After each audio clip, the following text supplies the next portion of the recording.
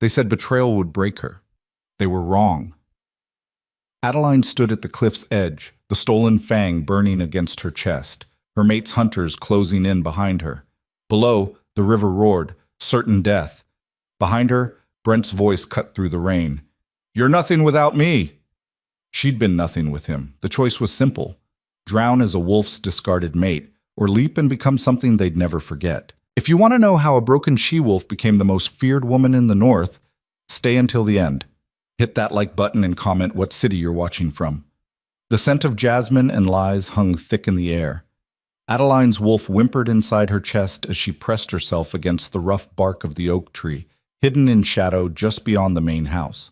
Through the window, golden light spilled across familiar wooden floors she'd walked barefoot across 1,000 mornings, believing she was home. She'd been a fool. "She'll never know." Brent's voice drifted through the open window, casual and cruel. "Adeline's too weak to suspect anything, too desperate to be loved." The woman's laugh was sharp, musical.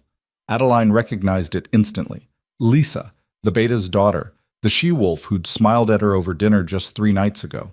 "You're terrible, keeping her around this long. Why not just reject her?" "Because," Brent said, and Adeline could hear the smirk in his voice. "Her family's alliance with the Eastern Pax is still useful. Once that's secured, I'll cast her aside. Until then, she serves her purpose." The words landed like silver bullets in Adeline's chest. Serves her purpose. 6 years. 6 years of devotion, of shaping herself into whatever he needed, of ignoring the whispers and the pitying looks from the pack. 6 years of telling herself the mate bond meant something sacred, that his coldness was just the weight of leadership, that she was being dramatic when his hands lingered too long on other she-wolves at gatherings. 6 years of being a fool. Her fingers dug into the bark hard enough to draw blood. The mate bond thrummed painfully under her skin. A connection she'd once thought was destiny, now revealed as nothing but a biological chain. She wanted to rip it out of herself, to claw through her own chest and tear free of him. But beneath the agony, something else stirred. Rage. It started as a tremor in her hands and spread like wildfire through her veins. Not the hot, explosive anger she'd learned to swallow down over the years, but something colder, sharper, the kind of fury that cut clean through grief and left only clarity in its wake. They used you. They all did. The entire pack watched you shrink yourself down to nothing, and they said nothing. Adeline's wolf snarled in agreement, no longer whimpering but rising, teeth bared, ready. Through the window, she watched Brent pull Lissa close, watched him touch her the way he'd never touched his own mate in months, watched them laugh together at her expense, at her weakness, at her desperate, pathetic love. "The Eastern Alliance ceremony is in 2 weeks, Brent was saying. "After that, I'll make it official. You'll be Luna, like you should have been from the start." Lissa's voice turned playful. "And what about the relic? The fang?" Brent's expression shifted, became guarded. "What about it?" "Come on, baby. Everyone knows you've been keeping it in your study. Ancient wolf magic, right? They say it belonged to the first alpha, that it holds the power of the original bloodline." Lissa traced a finger down his chest. "Imagine what we could do with power like that. We could unite the packs under our rule, become the strongest." "Don't talk about things you don't understand," Brent cut her off, suddenly harsh. "The fang is dangerous, unpredictable. My father spent decades trying to master it and nearly went mad. It stays locked away." But Adeline saw the way his eyes flickered toward the hallway, toward his private study. The fang. She'd heard the stories, the pack legends whispered around winter fires, an ancient relic from the first alpha, imbued with primal magic so powerful it could level mountains or heal the dying, depending on the wielder's will. Brent's father had kept it hidden, protected by blood wards and pack law, and when he died, the fang passed to Brent as the new alpha. Brent had never mentioned it to her, not once in 6 years. Of course he hadn't. She was just the weak, useful mate, not someone to share power with. But what if you took it from him? The thought struck like lightning, audacious and insane and right. Her wolf surged with approval, with hunger. Adeline's lips curved into something that wasn't quite a smile. They wanted to cast her aside like garbage? Wanted to use her until she'd outlived her purpose? Fine, but she wouldn't leave empty-handed. Moving silently, skills learned from childhood hunts that she'd let atrophy over years of playing the demure mate. Adeline slipped away from the window and circled toward the back of the house. The study was on the second floor, accessible through Brent's private entrance. She'd only been inside once, early in their mating, before he'd made it clear certain spaces weren't for her. The lock was simple. Brent had grown complacent, secure in his power, never imagining anyone would dare challenge him in his own territory. The door swung open with barely a whisper. Brent's study was exactly as she remembered. Dark wood, heavy furniture, walls lined with pack records and territorial maps. But now she saw it differently. Not as the impressive domain of an alpha, but as the cage of a small, cruel man who needed to steal and manipulate to feel powerful. Her eyes found the safe immediately, behind a painting of the first alpha, because Brent had never been particularly creative. The combination would be harder, but as she approached, her wolf stirred with certainty. Try his father's death date. It clicked open on the first attempt. Inside, wrapped in black velvet, lay the fang. It was longer than her hand, curved and ancient, the bone yellowed with age, but somehow still radiating raw power. The moment her fingers brushed against it, electricity shot up her arm. The fang hummed, a vibration she felt in her bones, in her blood, in the deepest parts of her wolf soul. And for just a second, she could have sworn it whispered, "Finally." Adeline grabbed it, velvet and all, and shoved it into the inner pocket of her jacket, the weight of it pressed against her heart, warm and alive. She was halfway to the window when the door slammed open. "What the hell do you think you're doing?" Brent stood in the doorway, Lissa behind him, both of them staring at her with expressions of pure shock. Brent's eyes dropped to the open safe, to her hand pressed against her jacket pocket, and his face transformed into something monstrous. "You dare!" Adeline ran. She launched herself through the window in a shower of glass, hitting the ground hard and rolling. Her wolf surged forward, bones cracking and reforming as she shifted mid-run, her clothes shredding away. The fang stayed pressed against her chest, somehow moving with her, becoming part of her. Behind her, Brent's roar shook the trees. "Hunters, after her! Bring me that relic in her head!" The forest erupted with movement, pack wolves pouring out of houses, warriors shifting and giving chase, the entire territory mobilizing to hunt down their alpha's mate. Former mate, Adeline thought with savage satisfaction as she ran. "I'm nobody's anymore." She pushed herself harder than she ever had, muscles screaming, lungs burning. The fang pulsed against her chest in rhythm with her heartbeat, feeding her strength she didn't know she possessed. Trees blurred past. The sounds of pursuit grew louder, dozens of wolves, trained hunters, all of them faster and stronger than her. She'd never been the fighter, never been the strong one. She'd been decorative, diplomatic, useful. But the hunted could still survive if she was clever enough. Adeline veered sharply east, toward the river gorge. It was suicide territory. The Bloodwater River ran fast and deadly this time of year, swollen with spring melt from the mountains. The gorge was treacherous even in daylight, a maze of sharp rocks and sudden drops. In the dark, with a storm rolling in, only the desperate or insane would go there. Perfect. Thunder cracked overhead as the first raindrops fell. Within seconds, it became a deluge, cold and blinding. Adeline skidded through mud and pine needles, her paws struggling for purchase on increasingly slick ground. The roar of the river grew louder, competing with the thunder and the howls of her pursuers. She burst through a line of trees and nearly went over the edge. The gorge opened before her like a wound in the earth, 40 feet of empty air above churning white water and rocks that could shred a wolf to pieces. The opposite bank was too far to jump. Even a strong wolf would struggle, and she was already exhausted.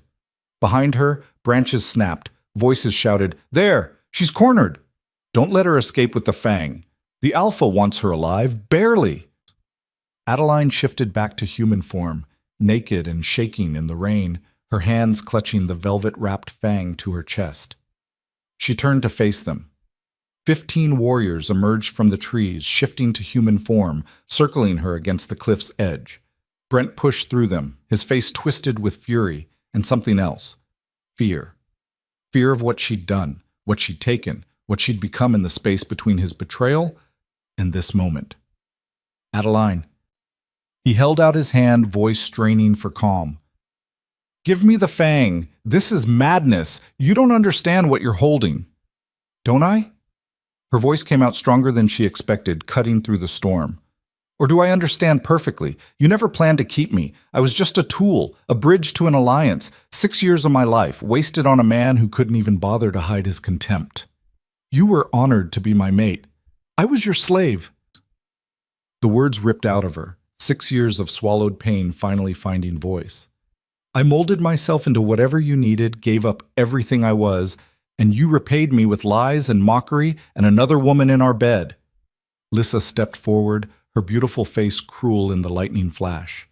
"You were never strong enough to be Luna. You should be grateful he kept you as long as he did." The warriors murmured agreement. They'd all known. Every single one of them had watched her humiliation and said nothing. Adeline's grip on the fang tightened. It pulsed again, stronger now, and she felt something vast and ancient stir within it, responding to her rage. "The fang," Brent said carefully, "is bound by blood to the alpha line. It won't obey you. Whatever you think you'll accomplish." "I'm not trying to accomplish anything," Adeline said. "I'm just taking something you love, the way you took 6 years from me. Consider us even." She stepped backward, her heel finding empty air. Brent's eyes widened. "Don't!" "Goodbye, Brent." Adeline let herself fall. The last thing she saw before the darkness swallowed her was Brent's face, shocked and reaching, finally feeling a fraction of the loss he'd inflicted on her. Then she hit the water, and the world became chaos. The Bloodwater River lived up to its name. The current grabbed her like a giant's fist and dragged her under, spinning her through darkness and cold that drove the air from her lungs. She couldn't tell up from down. Her limbs flailed uselessly against the current's terrible strength. "This is how I die," she thought distantly. Alone and broken, just like he wanted. But the fang blazed against her chest, suddenly burning hot. "No!" The voice wasn't hers, wasn't her wolf's. It was older, deeper, resonating through her bones. Power flooded through her veins like liquid lightning. Her wolf surged forward without conscious thought, and she shifted in the water, fur providing just enough insulation against the cold. Her paws found rock. She kicked hard, following instinct and the fang's pulsing guidance. Her head broke the surface just long enough to gasp air before another wave pulled her under. Again. Breathe, fight, survive. She slammed into a boulder and nearly passed out from the pain. Her ribs screamed. Blood clouded the water. Hers or the river's name made manifest, she couldn't tell. Keep going.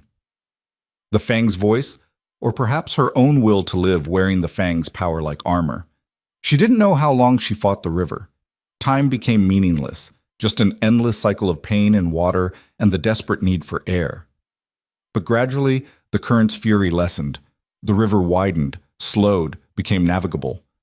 Adeline's paws touched mud. She crawled more than swam toward the bank, every muscle trembling with exhaustion. When she finally dragged herself onto solid ground, she collapsed, shifting back to human form without meaning to, too depleted to maintain her wolf. She lay there in the mud and rain, coughing up river water, her body a symphony of agony. The fang had fallen from her grasp and lay beside her, bone white against dark earth, no longer glowing but somehow still present, still aware. She'd survived. Against all odds, against the river and her mate's hunters and her own weakness, she'd survived. But for how long? The pack would be searching both banks. Brent wouldn't stop until he recovered the fang, and her death would be a convenient bonus. She had no clothes, no supplies, no allies. She was deep in neutral territory, miles from any pack that might shelter her, and gravely injured. "Get up," her wolf whispered weakly. "We didn't survive the river just to die in the mud." Adeline reached for the fang with trembling fingers. The moment she touched it, warmth spread through her again. Not the burning power from before, but something gentler. Healing. Her ribs stopped screaming. The cuts on her skin knitted closed, leaving only faint scars. "What are you?" she whispered to the relic. It didn't answer in words, but she felt its ancient approval, its recognition of something in her that even she didn't understand yet. She forced herself to stand, naked and shaking, but alive. The rain was lessening, dawn beginning to gray the eastern sky. She needed to move, to find shelter before Brent's hunters picked up her trail. Adeline stumbled forward into the trees, the fang clutched to her chest, her future uncertain, but finally, terrifyingly, her own. She made it perhaps a mile before her legs gave out. This time when she fell, she didn't get back up. The healing surge from the fang had taken the last of her strength. Darkness crept in at the edges of her vision. In the distance, she heard wolves howling, pursuit or just wild packs. She couldn't tell anymore. I tried, she thought as consciousness slipped away. At least I tried. The last thing she felt before the blackness took her was the fang's warmth against her heart, steady as a second heartbeat, and the strange sensation of being carried, though by what or whom she couldn't say. When Adeline woke, she was warm. The wrongness of it jolted her fully conscious. She should be cold, dead, or dying in a forest. Instead, she lay on something soft beneath heavy furs, a fire crackling somewhere nearby, the scent of pine and leather and something else, something that made her wolf stir with confused recognition. Alpha. But not Brent. This scent was colder, wilder, threaded with power that made Brent's authority seem like a child playing at kingship. Adeline's eyes flew open. She was in a cabin, rustic but well-made, the logs fitted together with expert precision. Dawn light filtered through a window, illuminating rough-hewn furniture and weapons mounted on the walls. Not decorative, but tools worn with use. A fire burned in a stone hearth, and beside it, in a chair that seemed too small for his frame, sat a man. No, not just a man. The man. Even sitting, he radiated barely contained power. Tall, broad-shouldered, with dark hair that fell past his collar, and eyes like winter ice, pale gray-blue, and just as merciless.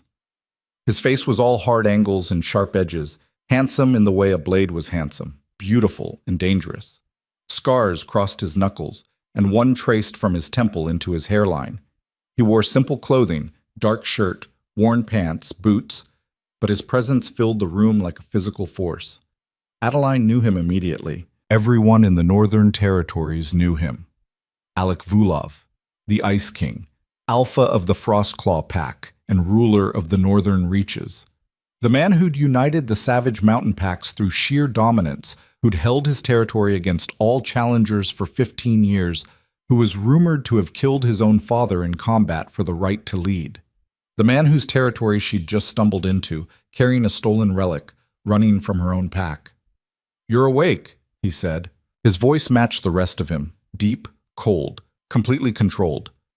Adeline tried to sit up and immediately regretted it. Pain lanced through her torso despite the fang's earlier healing. She looked down and realized she was wearing a shirt.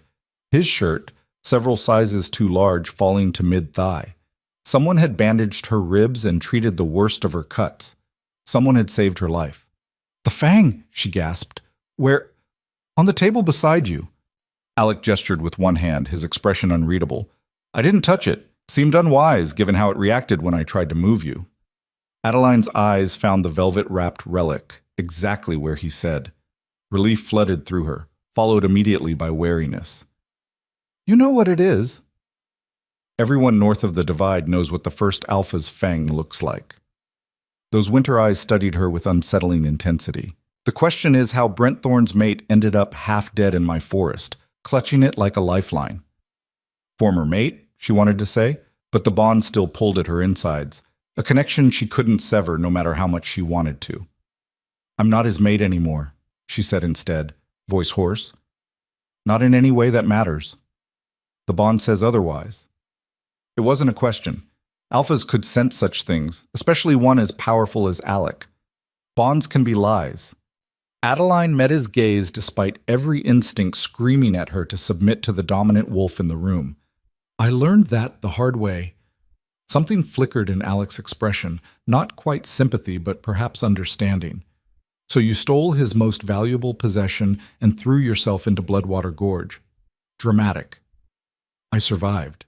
Barely." He stood moving to the fire, and Adeline realized he was even larger than she'd thought. "I found you unconscious 3 miles from the riverbank. You should be dead 10 times over. The fall, the river, the cold, the blood loss. Yet here you are." He didn't ask how. His eyes drifted to the fang, and Adeline understood he'd already guessed. "It chose me," she said quietly. "I don't know why, but it did." Relics don't choose. They're tools, weapons, sources of power to be controlled. Tell that to the fang. Alec's laugh was unexpected, sharp and short, more exhale than humor. You've got spine, I'll give you that. Most wolves cower when they meet me. Most wolves haven't already thrown themselves off a cliff today. The bar for frightening is considerably higher. This time his smile actually reached his eyes, though it didn't make him look any less dangerous. Fair enough. He turned fully toward her, and Adeline felt the weight of his attention like a physical thing. Here's your situation. You're in my territory without permission, carrying a stolen relic that belongs to another alpha, wanted by that alpha and his entire pack. By rights, I should return you to Brent Thorne and collect the favor he'd owe me. Fear spiked through her chest, but Adeline refused to let it show. Then why haven't you? Because the Fang did choose you, whether you understand why or not. And I'm curious to see what happens when someone Brent Thorne considered weak and disposable wields power he couldn't master in 5 years of trying. He moved closer, each step deliberate, until he stood beside the bed looking down at her. This close, she could see the threads of silver in his dark hair, the old scars that marked him as a warrior, the absolute certainty in his eyes. So here's my offer, Adeline Thorne. You can stay here under my protection until you're healed, and we figure out what the Fang wants with you. In exchange, you tell me everything about Brent's pack, defenses, alliances, weaknesses, the Eastern Treaty ceremony he's planning. Adeline's breath caught. You want to move against him?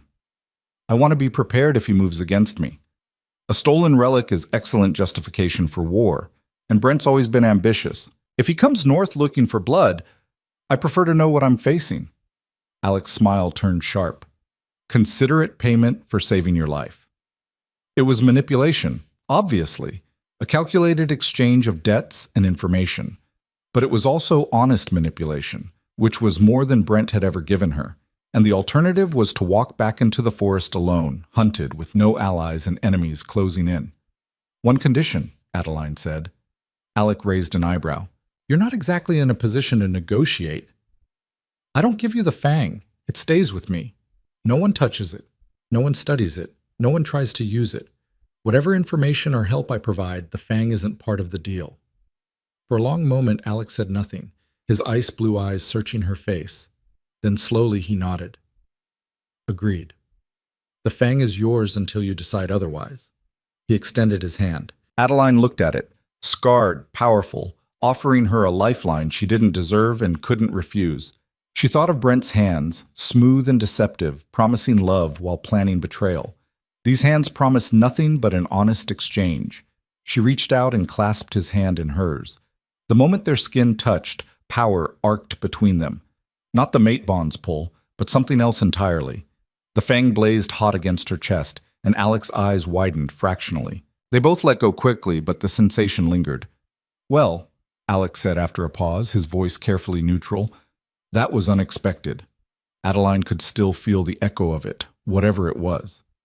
What just happened? I don't know. He flexed his hand, studying it with a frown. But I suggest we find out before Brent Thorne's hunters reach my borders. Through the window, the morning sun climbed higher, burning off the last of the storm. Somewhere south, Adeline knew, Brent would be mobilizing his forces, calling in favors, preparing to reclaim what she'd stolen. Let him come. She'd spent 6 years being the weak one, the useful one, the one who bent and broke to make others comfortable.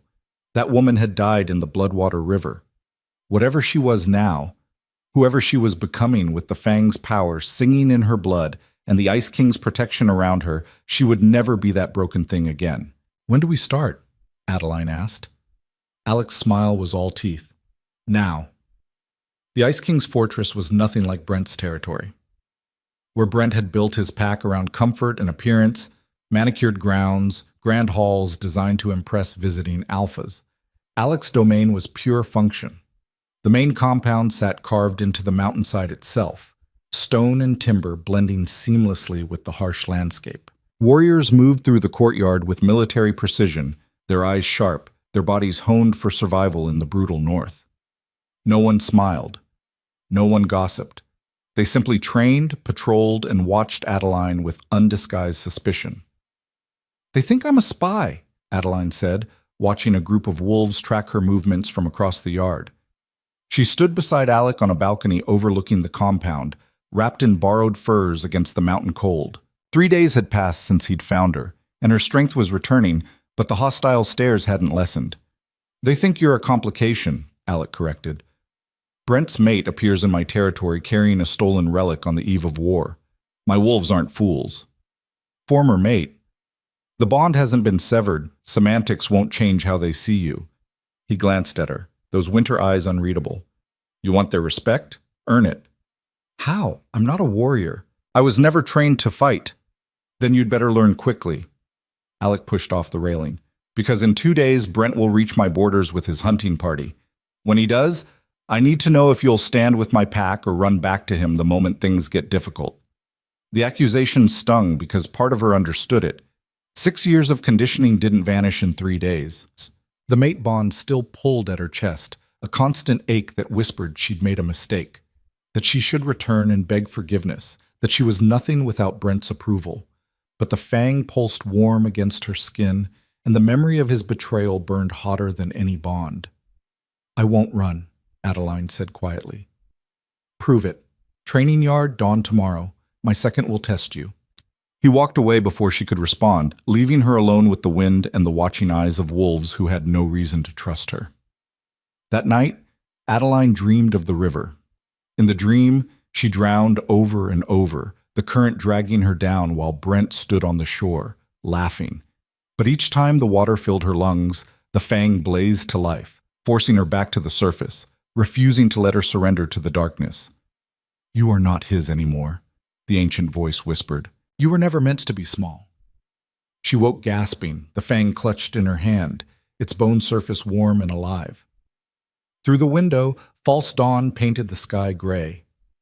Somewhere in the compound, she heard the sounds of warriors beginning their morning routines, the clash of practice weapons, the rhythmic thud of running feet.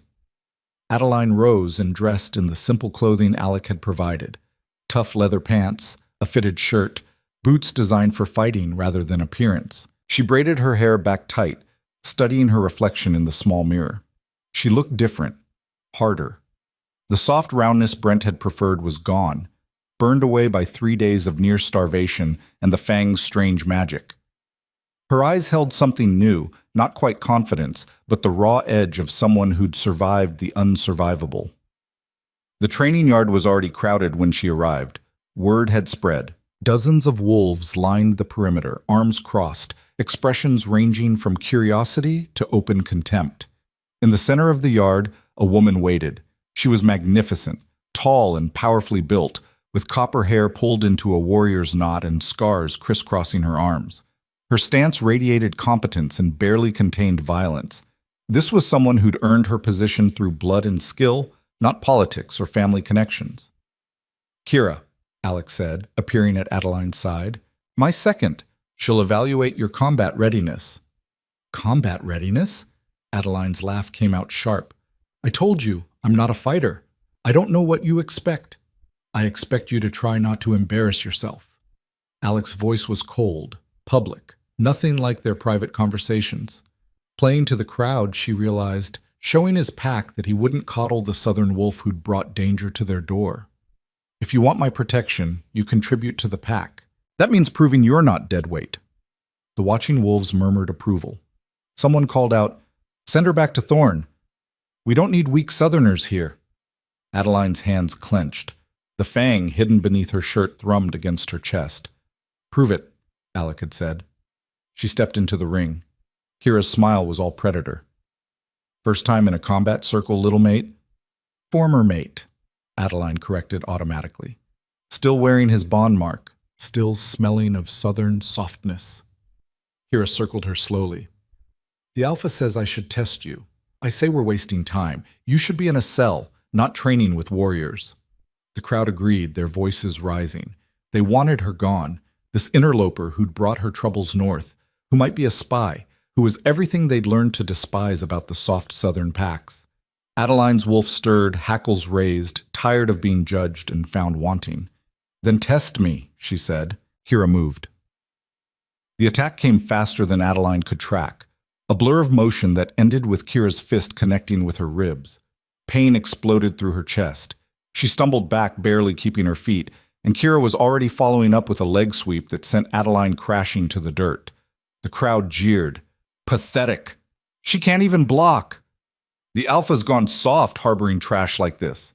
Adeline tried to rise, but Kira's boot pressed against her chest, pinning her down. The second leaned close, voice low enough only Adeline could hear. Stay down. Except you don't belong here. It'll be easier for everyone. The mate bond throbbed in Adeline's chest, painful and insistent. Give up. Go back.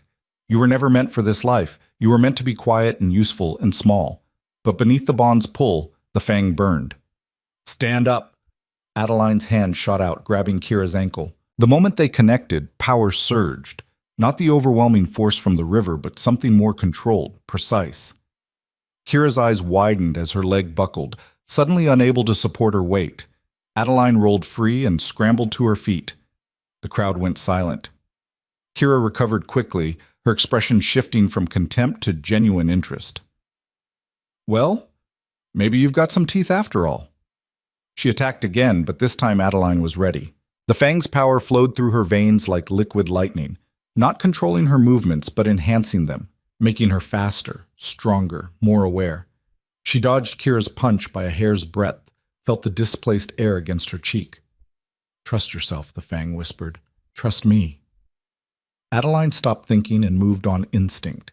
When Kira feinted left, Adeline read the real attack coming from the right and blocked it. When Kira tried to sweep her legs again, Adeline jumped, her enhanced reflexes turning the dodge into a graceful leap. She wouldn't win. Kira had decades of training and experience, but she didn't have to win. She just had to prove she could stand. They exchanged blows for what felt like hours, but was probably only minutes. Kira landed hits that would have crippled an ordinary wolf, but the fang's magic kept Adeline moving, healing her even as she fought. Adeline got in her own strikes, clumsy, untrained, but backed by desperate determination and ancient power. Finally, Kira stepped back, breathing hard, a smile of genuine respect on her face. Enough! She offered her hand. You'll do? The crowd's reaction was mixed, some still hostile, others grudgingly impressed. Adeline clasped Kira's hand, her entire body shaking with exhaustion and adrenaline. The relic's doing most of the work, someone called out. Take it away and she's nothing. Adeline turned toward the voice, found a young male warrior glaring at her. Others nodded agreement. They weren't wrong. Without the fang, she would have been broken in seconds. But the fang had chosen her, and that had to mean something. Then come take it from me, Adeline said, surprised by the steadiness in her voice. The young warrior stepped forward, but Alec's command cracked like a whip. Stand down, Marcus! The warrior froze, eyes dropping in submission. Alec descended from the balcony where he'd been watching, his presence immediately dominating the yard. The test is complete. Kira's satisfied. That should be enough. Satisfied she can fight with stolen magic, Marcus protested. That's not strength, Alpha. That's dependence. What happens when the relic turns on her, when it corrupts her like it corrupted Thorn's father? Others murmured agreement. The Fang's history was known, power came at a price, and that price was often madness. Alec's eyes found Adeline's, and she saw the question there. How do you answer this? She could make excuses, could explain that the Fang was different with her, that it helped rather than controlled. But words wouldn't convince warriors who'd learned to trust only what they could see and touch and fight. You're right, Adeline said, addressing Marcus directly. I don't know how to fight. I wasn't raised to be a warrior. I was raised to be decorative and diplomatic, to smile and bow and make other wolves comfortable. Her voice hardened. But I'm learning, and yes, the Fang gives me power I haven't earned through training, but it chose me anyway, and I'm going to figure out why, with or without your approval. She pulled the Fang from beneath her shirt, holding it up so everyone could see. The morning sun caught the ancient bone, making it gleam. If you think it's corrupting me, watch closely. If you see me becoming a threat to this pack, put me down. She met Alec's gaze. That includes you, Alpha. The silence stretched taut. Then Alec laughed, a genuine sound that startled half the watching wolves. Fair enough. He turned to address the yard. Adeline stays. She trains with the warriors until Brent arrives. After that, we'll see what she's really made of. It wasn't acceptance, but it was a chance. The crowd dispersed slowly, still muttering, but the edge of hostility had dulled slightly. Kira approached as Adeline tucked the fang away. That was either very brave or very stupid. Probably both. Good. Brave and stupid warriors make the best stories. Kira's expression sobered. But Marcus wasn't wrong about the relic. Power like that always demands payment. Watch yourself. She walked away, leaving Adeline alone with Alec. You took a risk, he said quietly. Showing them the fang like that. They already knew I had it. Hiding it wouldn't change anything. Adeline wiped blood from her split lip. One of Kira's punches had landed clean. Besides, you wanted me to prove I could stand. Had to do it somehow. Most wolves would have used the mate bond as an excuse.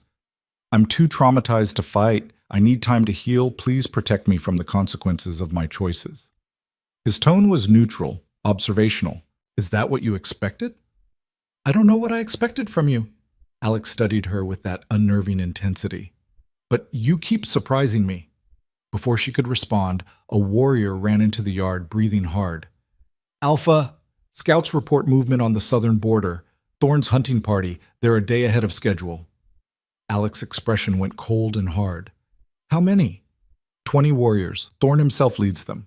They're demanding entry to retrieve stolen property and a runaway mate. The words hit Adeline like fists. Brent was here. Actually here, come to drag her back or kill her. She couldn't guess which.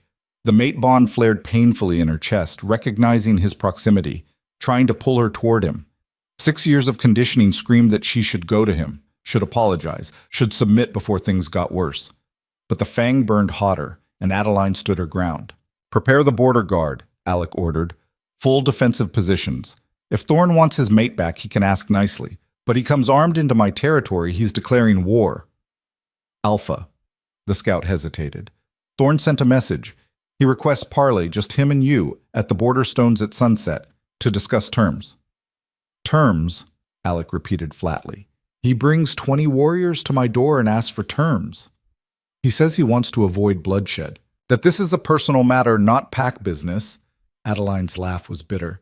He's lying. Brent doesn't do anything that isn't pack business. He's looking for weakness, trying to assess your defenses. Obviously. Alec's gaze remained fixed on the scout. Tell Thorne I'll meet him at sunset. Just the two of us, neutral ground. If he brings more than himself and one witness, I'll consider it a declaration of war. The scout nodded and ran off. Adeline's heart hammered against her ribs. You're actually going to negotiate with him? I'm going to let him make his case. Then I'll decide whether to return you or go to war over a wolf I met 3 days ago. Alec's expression gave nothing away. What happens at that meeting depends entirely on what he offers and what you're worth to me politically. The words stung, but they were honest. Alec had saved her life, but he was still an alpha with a pack to protect. If returning her to Brent prevented a war his wolves didn't need, he'd do it. She couldn't even blame him. I understand, Adeline said quietly. Do you? Alec stepped closer, and she caught his scent, pine and snow and something wild. Because I'm not sure you do. You asked for protection, but protection comes with expectations. If I refuse to return you to Thorne, I need to know you're committed to this pack. Not running at the first sign of difficulty. Not letting that mate bond drag you back to him. The bond is just biology. It doesn't control me. Doesn't it? His eyes dropped to her chest where she knew he could see the faint scar, the mate mark Brent had left when they'd bonded. I can smell it on you, pulling at you even now. You're in pain just being this close to him. He was right. The bond throbbed worse with each passing moment, a living thing trying to reconnect with its other half. It whispered that she was making a mistake, that Brent would forgive her if she just apologized, that they could still have the life she'd wanted. The fang pulsed once, sharp and definite. Lies. Yes, it hurts, Adeline admitted. It'll hurt until one of us is dead or I find a way to break it. But pain doesn't mean I'll crawl back to him. I'd rather die. You might get that chance. Alec turned toward the fortress. Sunset's in 6 hours. I suggest you decide what you're willing to sacrifice for your freedom. Because if I go to war with Brent Thorne over you, I'll expect you to fight beside my wolves. No hiding, no hesitation. Can you do that? Could she? 3 days ago, she couldn't even throw a proper punch. Now he was asking if she'd stand in battle against her former pack, against wolves she'd known for years. against Brent. The mate bond screamed in protest at the thought, but the fang hummed with approval. "Yes," Adeline said, "I can do that." Alec's smile was sharp as broken ice. "Then let's go meet your mate and see what he's willing to trade for your return." The border stones stood at the exact line where Alec's territory met neutral ground, ancient markers placed by the first packs, imbued with magic that prevented violence within their circle. Blood spilled here would curse both parties, so alphas used the space for negotiations too dangerous to conduct anywhere else. Adeline stood just outside the circle, hidden among the trees with Kira and a handful of Alec's elite guard. Alec had forbidden her from attending the actual parley. "Your presence would weaken my position," he'd said bluntly, but he'd allowed her to watch from concealment. Now she wished she'd stayed at the fortress. Brent stood in the stone circle, looking exactly as she remembered. Tall, handsome in a practiced way, his dark hair perfectly styled even after a day's hard travel. He wore his authority like a cloak, every gesture calculated to project strength and confidence. She'd loved him once, had reshaped her entire life around loving him. Looking at him now, she felt nothing but cold rage. Alec approached from the opposite side, alone as agreed. Where Brent looked polished and political, Alec was raw power barely contained. He moved like winter given form, and even from a distance, Adeline could see Brent's subtle flinch as the Ice King entered the circle. "Thorn," Alec said, his voice carrying clearly. "You're early. Time is precious when one's mate has been kidnapped by a rival alpha." Brent's tone was smooth, reasonable, the voice of a victim seeking justice. "Kidnapped." Alec's laugh was cold. "Interesting interpretation. I found her half dead in my forest, injured and alone. She hasn't mentioned being kidnapped. Because you're holding her against her will, using the relic to control her." Brent stepped forward, earnest now, playing to whatever audience he imagined. "Adeline is fragile, Alpha Vulov, easily influenced. The Fang's power has confused her, made her think she chose to run. But I know my mate. She would never leave willingly." The words made Adeline's blood boil. Fragile, easily influenced. 6 years of subtle belittlement compressed into 2 dismissive sentences. "Your mate," Alec said slowly, "stole your most valuable relic and threw herself into Bloodwater Gorge to escape you. That suggests she was highly motivated." "She's not well. The bond, it's been strained lately. My fault, perhaps. I've been focused on pack matters, neglecting her needs." Brent's expression turned pained, perfectly performed. "But I love her. I want her back, safe and whole. Whatever you want in exchange, territory, trade rights, political alliance, name your price. Just return Adeline and the Fang." Kira whispered beside Adeline. "He's good. Almost sounds sincere." "He's always good at lying," Adeline murmured back. In the circle, Alex seemed to consider the offer. "Generous. But you're assuming I have any interest in your southern politics. Then keep the territory concessions. I'll offer something better." Brent's voice dropped, became confidential. "There's a reason I've held the Fang for 5 years without using it. The relic is dangerous, Vulov. It corrupts slowly, whispering promises while it devours your sanity. My father tried to master it. He died screaming, consumed by power he couldn't control. And yet you kept it. Because destroying it risks worse consequences. But bound properly, controlled by someone strong enough." Brent smiled. "You have that strength. Take the Fang, study it, use it to strengthen your pack. I'll even provide the binding rituals my father developed. All I ask in return is Adeline." Adeline's breath caught. He was offering to trade her, his mate of 6 years, for political advantage and the return of a relic he couldn't use anyway, not even pretending she mattered beyond her utility. "And if I refuse?" Alec asked. "Then I invoke territorial right of recovery. Adeline is my bonded mate. The Fang was stolen from my personal collection. By pack law, I'm entitled to retrieve both by force if necessary." Brent's expression hardened. "I brought 20 warriors, Alpha Vulov. You might win a fight, but it would cost you. Dead wolves, damaged alliances, a war you don't need on the eve of winter. Is one confused she-wolf worth that price?" The challenge hung in the air between them. Kira's hand dropped to her weapon. "If he attacks the Alpha inside the border stones, the curse will kill him." "Brent's not stupid enough to attack directly," Adeline said.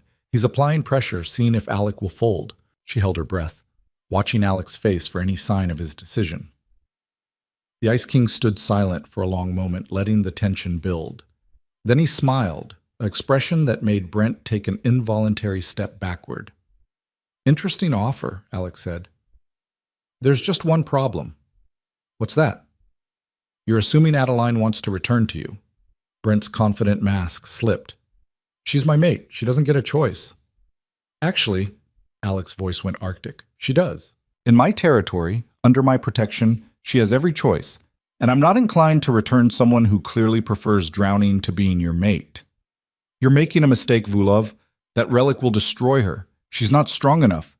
She survived Bloodwater Gorge, survived 3 days in the wilderness injured and hunted, stood in my training yard this morning against my second and earned respect from wolves who wanted her dead." Alec's eyes gleamed dangerous in the fading light. "Your mate is stronger than you ever gave her credit for." "She's mine." The civilized mask shattered completely. Brent's wolf showed in his eyes, possessive and furious.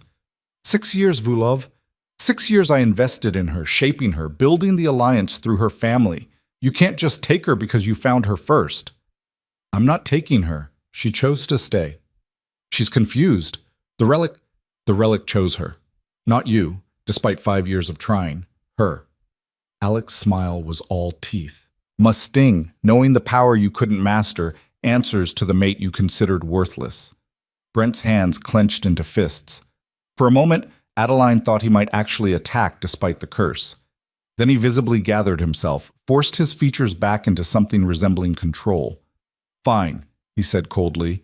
"Keep her, but the fang belongs to my pack by right of inheritance. Return it or face the consequences. Come and take it." The words hung like a declaration of war. Brent's smile turned vicious. "Gladly. 3 days, Vulov. I'll return with my full force. Let's see if your Ice King reputation is worth anything against real numbers." He turned and strode from the circle without waiting for dismissal. Kira swore softly. "He's actually going to do it. He's going to war over a relic and wounded pride." "Not just pride," Adeline said quietly, watching Brent disappear into the trees. "Control.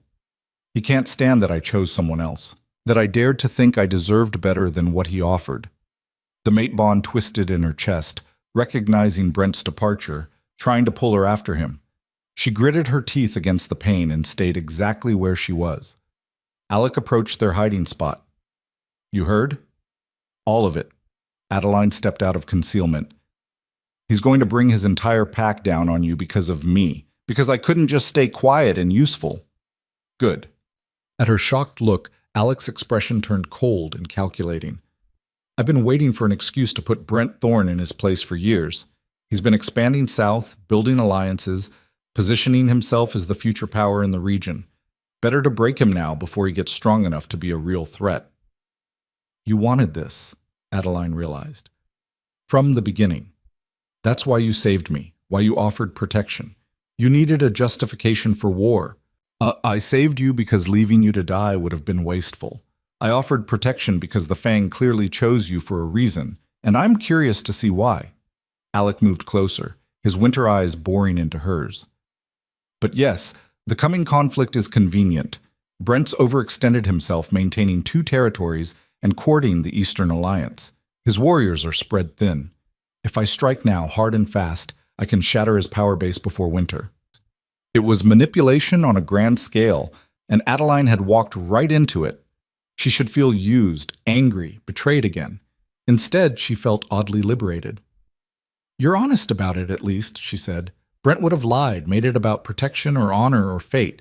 You just admit you're using me." "Everyone uses everyone. The only question is whether both parties benefit." Alec tilted his head. "You get protection from your former mate and a chance to make him pay for 6 years of betrayal.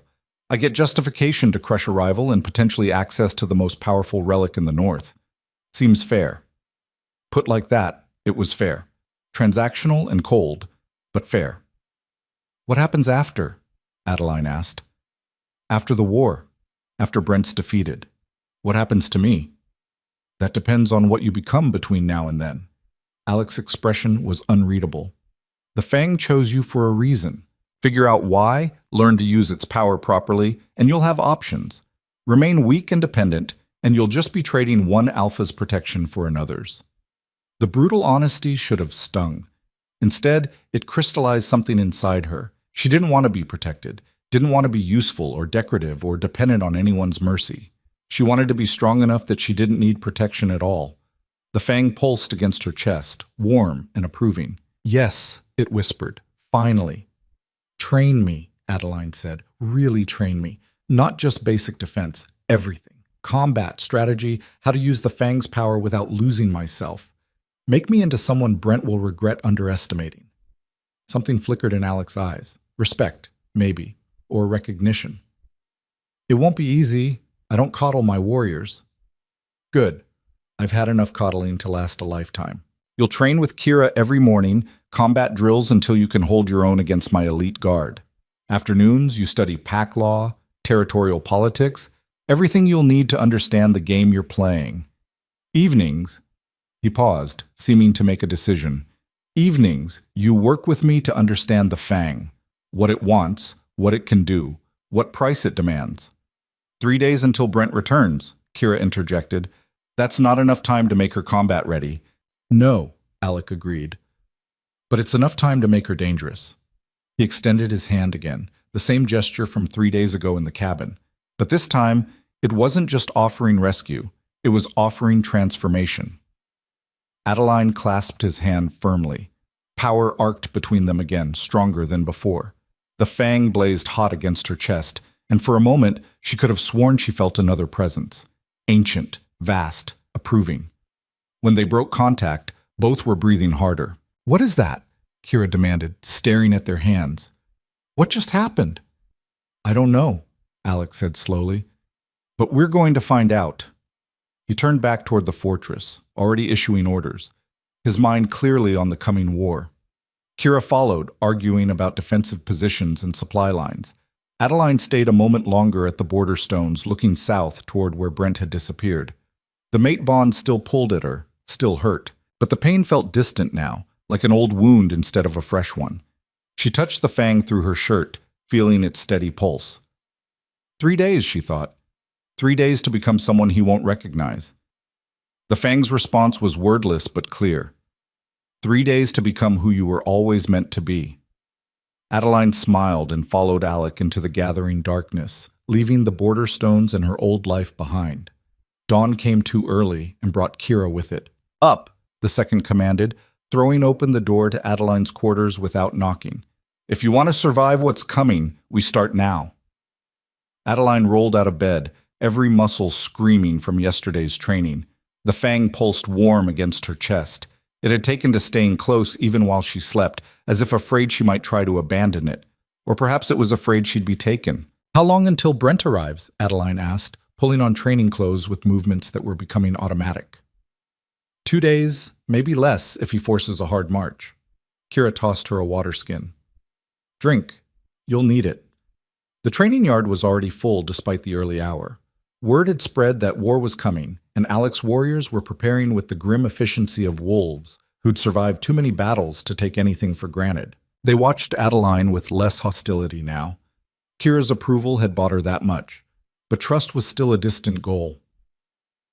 "Today you learn to kill," Kira announced, leading her to a section of the yard set up with practice dummies.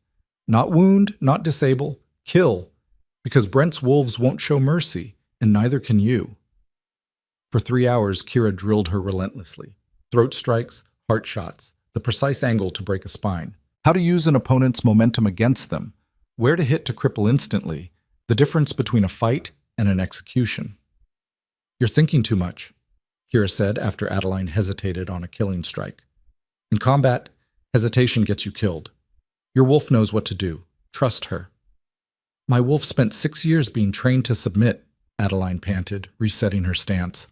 "It's not that simple." "Then untrain her, fast." Kira demonstrated the move again, her strike precise and brutal. Again, and this time commit. Pretend the dummy is Brent.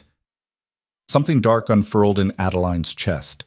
She struck, and the practice dummy's head snapped back with a crack that echoed across the yard. Kira's smile was fierce. "Better. Again.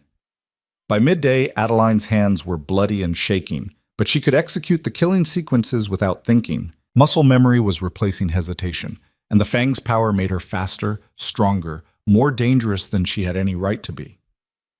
"That's enough combat drills," Alec's voice cut across the yard.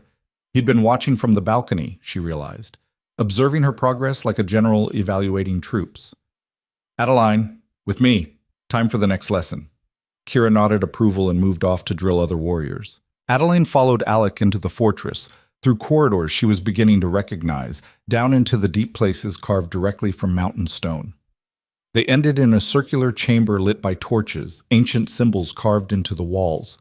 The air hummed with old magic, making her wolf pace nervously. "What is this place?" Adeline asked, her voice echoing strangely. "A binding room, built by the first packs to safely study dangerous relics." Alec gestured to the symbols. "The wards prevent magic from escaping. Whatever the Fang does in here, it stays contained." He moved to the center of the room and turned to face her. "Take out the relic." Adeline hesitated.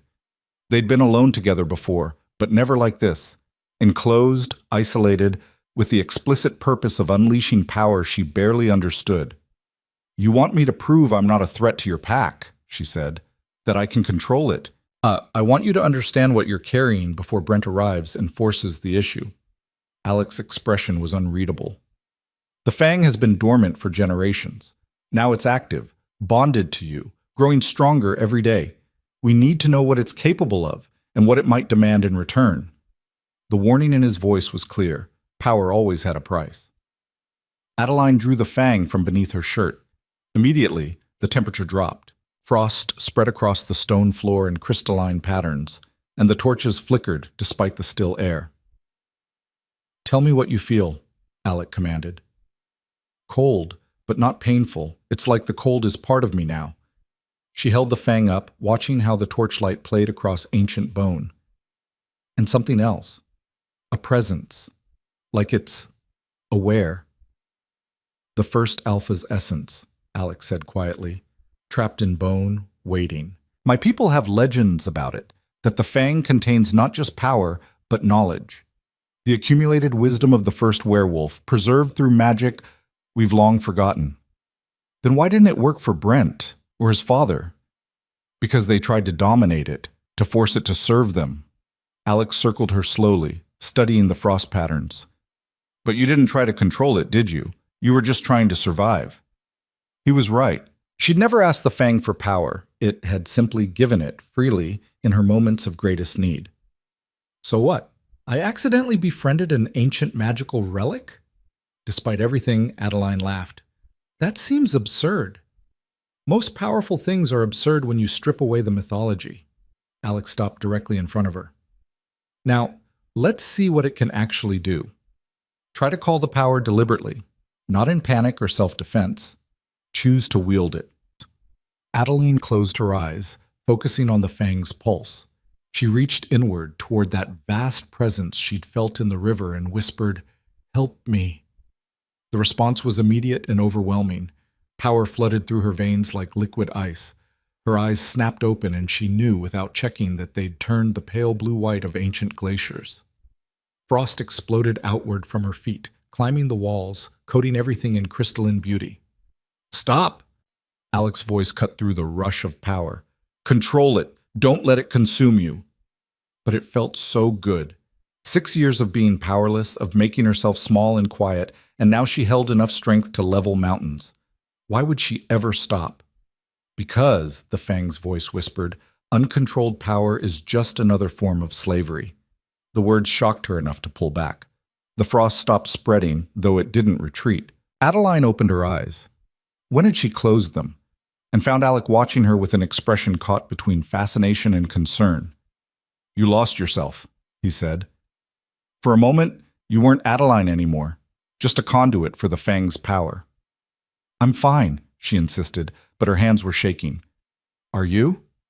He stepped closer, close enough that she could feel his warmth against the cold radiating from her skin. "Because from where I'm standing, you look like every other wolf who's tried to master the Fang and failed. Seduced by strength, forgetting the price." What price? The question came out sharper than intended. That's what we're here to discover. Alec held out his hand. Try again. But this time let me anchor you. If you start to lose yourself, I'll pull you back. It was trust she hadn't earned and didn't deserve. But the alternative was attempting this alone and possibly becoming exactly what Brent had warned, a vessel for power that would eventually destroy her. Adeline placed her hand in his. The moment they touched, the power shifted. Still cold, still vast, but somehow balanced. Alec's presence acted like a counterweight, his own considerable strength grounding her when the Fang's magic threatened to sweep her away. Again, Alec commanded. Call it. Controlled this time. She did. The power came more gently now, flowing through her rather than overwhelming her. With Alec's hand in hers, she could feel the edges of it, where her will ended and the fangs began. Could sense the ancient presence that lived in the bone, patient and purposeful. What do you want? She asked it silently. The answer came not in words, but in images. A wolf standing alone against darkness, protecting those who couldn't protect themselves. Strength in service rather than domination. You were never meant to be soft, the presence whispered, but you were always meant to be kind. The first alpha understood. True power is choosing when not to use it. Understanding crashed over her. The Fang hadn't chosen her because she was strong or ambitious or naturally gifted. It had chosen her because she'd spent 6 years being broken and had still chosen mercy over vengeance. Had still chosen to save herself rather than drag Brent down with her. The power crystallized inside her, no longer wild but purposeful. When she opened her eyes this time, she felt perfectly clear. I understand now, she said quietly. Alec released her hand and the loss of contact was almost painful. What did it show you? Why it chose me? What it wants? She looked down at the Fang, seeing it differently now.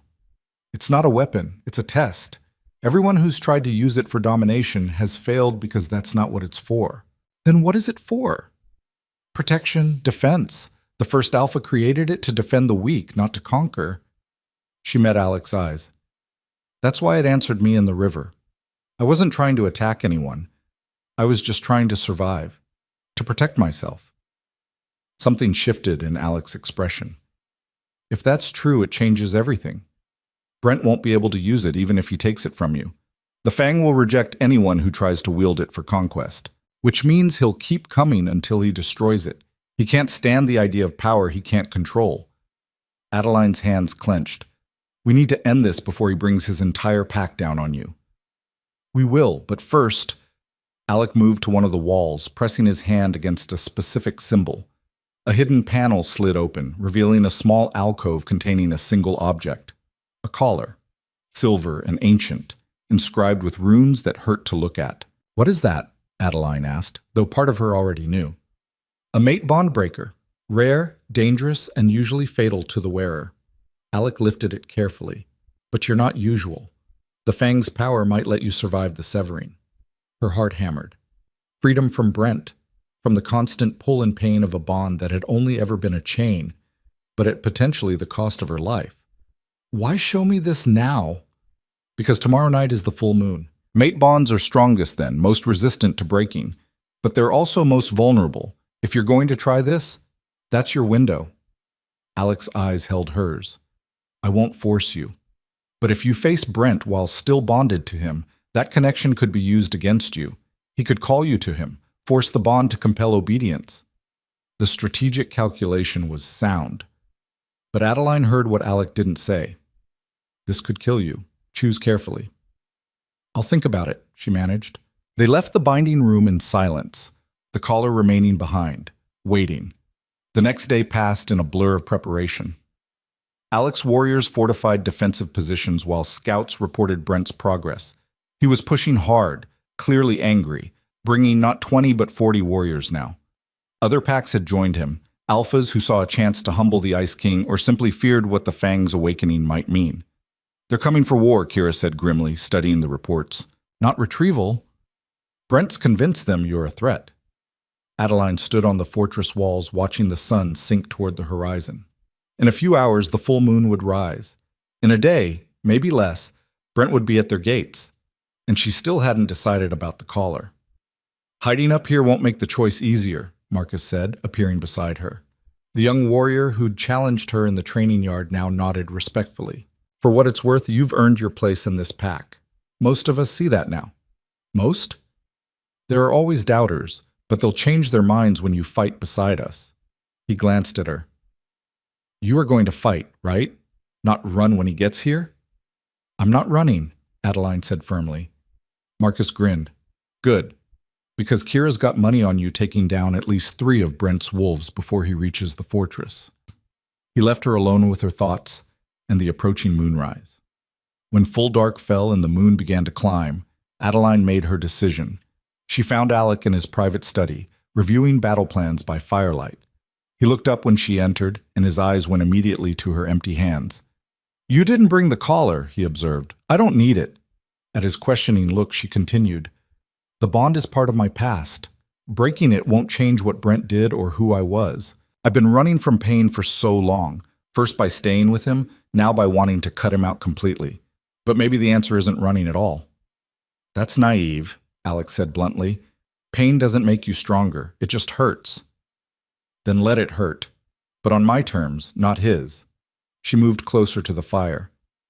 Besides, if he tries to use the bond to compel me, the Fang will protect me.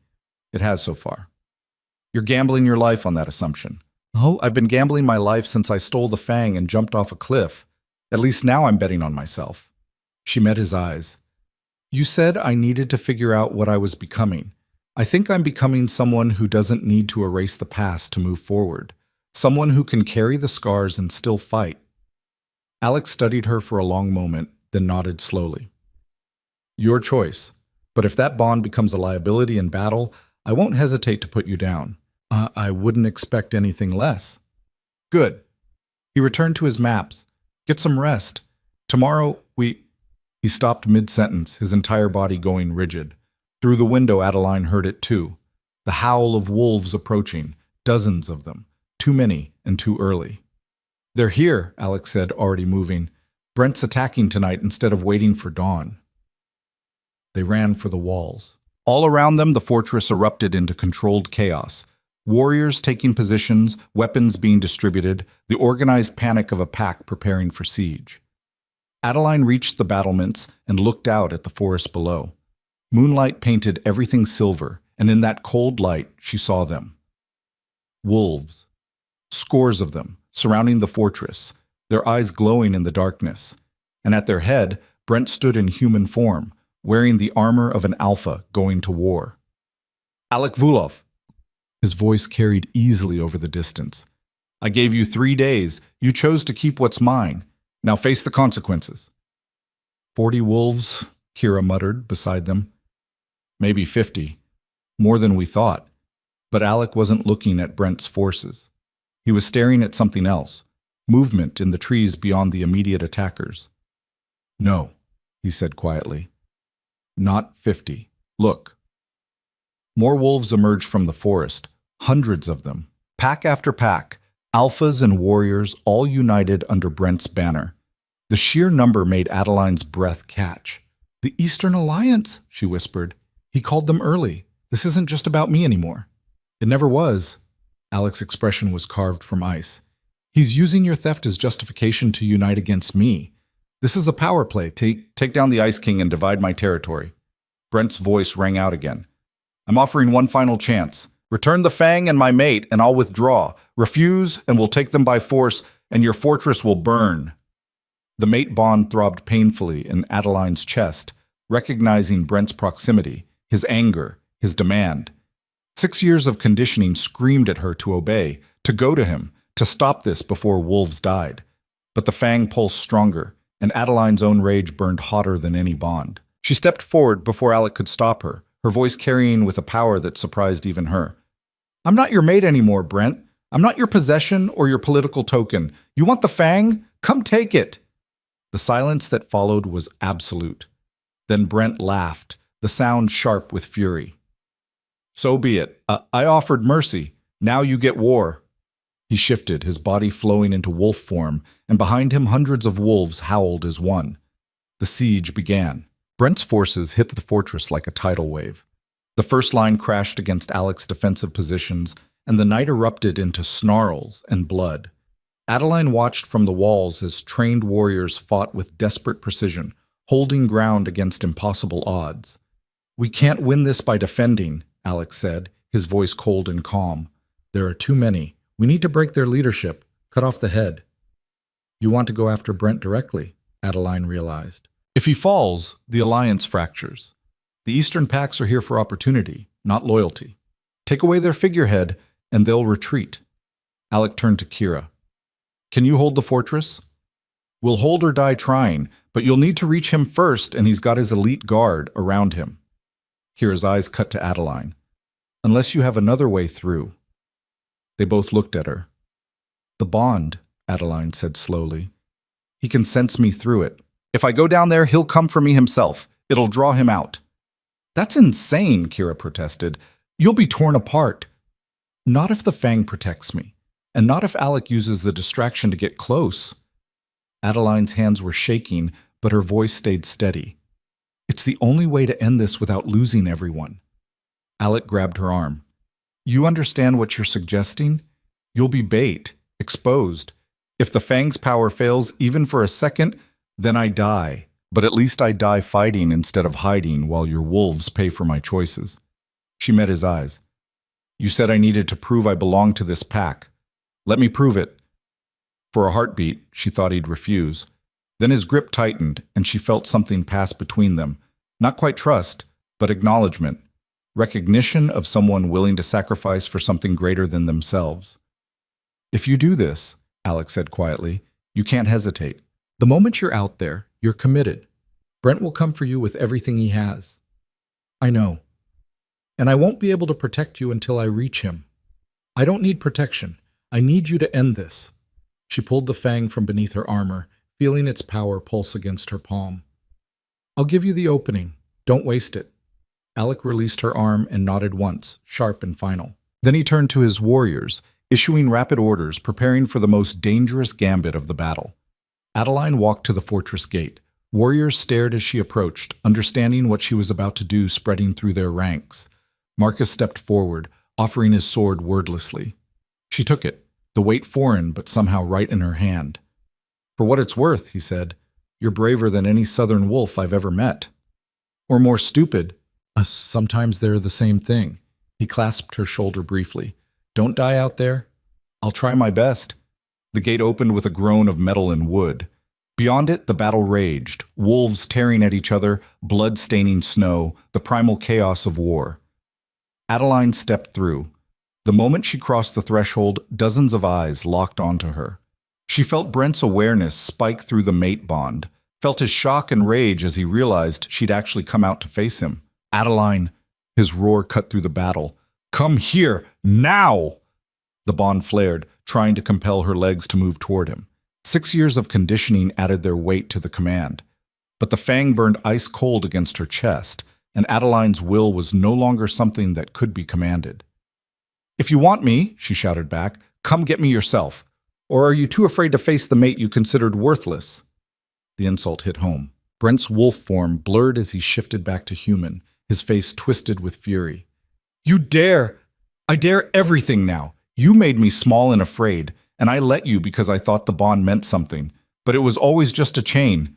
She raised the Fang high. "And I'm done being chained." Power exploded from the relic. Frost erupted outward in a wave, flash freezing everything in a 20-foot radius. Attacking wolves yelped and retreated, their paws slipping on sudden ice. For a moment, the battle paused, everyone staring at the southern she-wolf, who'd just demonstrated power that rivaled an alpha. Brent's expression shifted from rage to something more dangerous, calculation. "So that's it. The Fang really does answer to you." He began walking toward her, his elite guard falling into formation around him. "All this time, I thought it was luck. Coincidence. But you've actually bonded with it. It chose me because I'm nothing like you. You're right about that.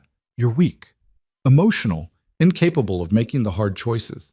He kept advancing, and his wolves advanced with him, slowly surrounding her. "But the Fang doesn't care about weakness. It only knows power, and power belongs to those strong enough to claim it." Too late, Adeline realized the trap. She'd drawn Brent out, yes, but she'd also isolated herself. Alec was still fighting his way through the press of bodies, too far to help. She was alone with her former mate and 20 elite warriors, all of them ready to kill. The fang pulsed a warning, but Adeline was already moving. She called its power deliberately this time, feeling frost gather around her hands, her feet, turning her into something between wolf and winter storm. Brent's guard attacked as one. She met them with everything the fang had taught her. Ice spears erupted from the ground, impaling wolves mid-leap. Frost spread from her touch, freezing blood in veins. She moved faster than should be possible, the fang's ancient power making her a blur of motion and cold fury. But there were too many. A claw raked across her ribs, teeth found her shoulder. She killed 2 wolves and injured 3 more, but the others kept coming, wearing her down through sheer numbers. Through the chaos, she saw Brent watching, waiting for the exact moment when her strength failed. "Not yet," she begged the fang. "Just a little longer. Just until Alec—" But the fang's power had limits, and she'd reached them. The frost faltered. Her movement slowed. A massive gray wolf hit her from the side, driving her to the ground. Brent shifted back to human form and walked through his warriors to stand over her. In his hand, he held silver chains inscribed with binding runes prepared specifically to contain the fang's magic. "Did you really think you could challenge me?" He crouched beside her, close enough that she could smell his familiar scent, feel the mate bond singing between them. 6 years, Adeline. 6 years I molded you into something useful. And this is how you repay me? Embarrassing me in front of every alpha in the region? You embarrassed yourself, she gasped through pain, by being exactly what you are, small, cruel, terrified that anyone might see through your act. His hand lashed out, striking her across the face. I could have made you great, could have raised you up as my Luna, given you respect and power. But you threw it away for pride. I threw it away for freedom. There is no freedom. Brent grabbed her hair, forcing her to look at him. There's only power and those who serve it. You could have served at my side. Instead, you'll serve as an example. He reached for the fang. The moment his fingers touched it, the relic's reaction was instantaneous and violent. Power exploded outward, not ice this time, but something worse, pure, condensed agony. Brent screamed and jerked back, his hand blackened and smoking. It won't let you take it, Adeline said, tasting blood. Told you, it doesn't answer to dominance. Fury and pain twisted Brent's features into something monstrous. Then I'll rip it from your corpse. He shifted, his wolf form massive and terrible, jaws opening to tear out her throat, and froze. A hand had appeared, gripping Brent's neck, holding him suspended mid-attack. Behind him, ice-blue eyes blazed with cold fire. Alec had arrived. You made a mistake, Thorn, the Ice King said, his voice arctic. You brought war to my territory, threatened my wolves, tried to kill someone under my protection. He threw Brent 20 feet, the motion effortless despite the other alpha's size. Now, Alec continued, his own shift beginning, power radiating from him in waves that made even his allies step back. Let me show you what that costs. The 2 alphas collided in an explosion of fur and fury, and the battle's entire momentum shifted. Adeline dragged herself upright, watching through blood and pain as Alec and Brent tore into each other. Around them, wolves stopped fighting to witness the clash of their leaders, because this was what it had always been about. Not her, not the Fang. 2 alphas fighting for dominance, and she'd just been the excuse. The Fang pulsed weakly. She'd pushed it too hard, asked too much, but it had one more gift to give. Stand, it whispered. This isn't over. Look. She followed its guidance and saw what Alec had positioned her to see. Brent's second in command, circling the alpha fight with a silver dagger, waiting for the perfect moment to strike Alec from behind. Treachery, cowardice, exactly what she'd expect from Brent's inner circle. No one else had noticed. They were all watching the main fight. In seconds, that dagger would find Alec's back and everything would be lost. Adeline had maybe one burst of power left, enough to warn Alec or enough to act herself. She chose to act. Drawing on the very last reserves of the Fang's strength, she launched herself across the space between them. The second in command saw her coming and turned, dagger rising, but she was already inside his guard. They went down together in a tangle of limbs. She felt the silver blade score across her ribs, burning with the poison meant for Alec. But her own strike, pure instinct guided by Kira's brutal training, found its mark. The second-in-command's eyes went wide. He looked down at her hand buried in his chest, at the frost spreading from her touch, freezing his heart. He was dead before he hit the ground. Adeline collapsed beside him, the fang's power finally exhausted. Through dimming vision, she saw Alec's massive wolf form tear out Brent's throat, saw the former Alpha fall, saw the Eastern Alliance wolves break and run as their leader's blood stained the snow. Victory. They'd won. The last thing she felt before darkness claimed her was strong arms lifting her, a voice calling her name, and the strange warmth of knowing she'd finally proven, to everyone, including herself, that she was worth saving. Pain dragged Adeline back to consciousness. Not the sharp agony of battle wounds, but a deeper ache, silver poisoning burning through her veins from where the dagger had cut her. Her wolf whimpered, too weak to heal, too damaged to fight the toxin spreading through her system. "Stay still," Alec's voice cut through the fog. "The healer's almost done." She forced her eyes open. She was back in the fortress, in what she recognized as the medical wing. Dawn light filtered through high windows, painting everything in shades of gray and gold. How long had she been unconscious? An elderly woman bent over Adeline's ribs, her hands glowing with soft green light as she drew the silver from her wounds. A healer, rare among wolf packs, their magic more art than science, passed down through bloodlines. "The poison went deep," the healer said without looking up. "Another hour, and it would have reached her heart. She's lucky the fang kept her alive this long." Alex stood by the window, still wearing his battle-stained clothes, dried blood matting his hair. He looked exhausted and somehow more real than she'd ever seen him. No longer the Ice King, just a man who'd fought through the night and won at terrible cost. "How many did we lose?" Adeline asked, her voice rough. 14 dead, 23 injured. Each word landed like a stone. "Could have been worse. Would have been, if you hadn't taken down Brent second. That dagger was meant for me." "I know." "Why?" He turned from the window, those winter eyes searching her face. "You could barely stand. Using the fang's power one more time might have killed you. Why risk it?" Because watching him die after he'd given her a chance at freedom would have been worse than any wound. Because somewhere in the past days, she'd started to see him not as a means of survival, but as someone worth protecting. Because the thought of this pack, his pack, losing their alpha made her chest ache in ways that had nothing to do with injuries. "Strategic value," she said instead. "Can't win a war if the general falls." Alec's mouth quirked, almost a smile. "Tactical thinking. Kira would approve." The healer finished her work and stepped back, wiping sweat from her forehead. "She'll live, but she needs rest.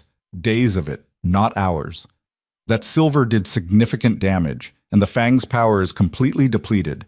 She won't be able to call on it for at least a week." "Understood." Alec moved closer to the bed. "Thank you, Elena. Check on the other wounded and report back." The healer bowed and left, closing the door behind her. Alone now, the silence stretched between them. Adeline became acutely aware of how vulnerable she was, injured, powerless, completely at his mercy. If Alec decided she was more trouble than she was worth, this would be the moment.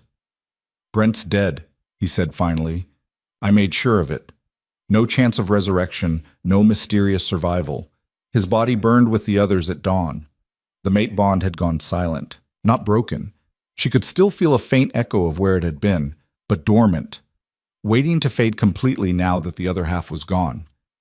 "Good," Adeline said, and meant it. No grief, no regret, just relief that the chapter was finally, definitively closed. The Eastern Alliance scattered after he fell. Most fled south. A few asked to join my pack. Alec's expression was unreadable. "Your former pack is in chaos. No clear heir. Their alpha dead. Their most powerful relic gone. They'll tear themselves apart fighting over succession. 6 years of her life reduced to political aftermath.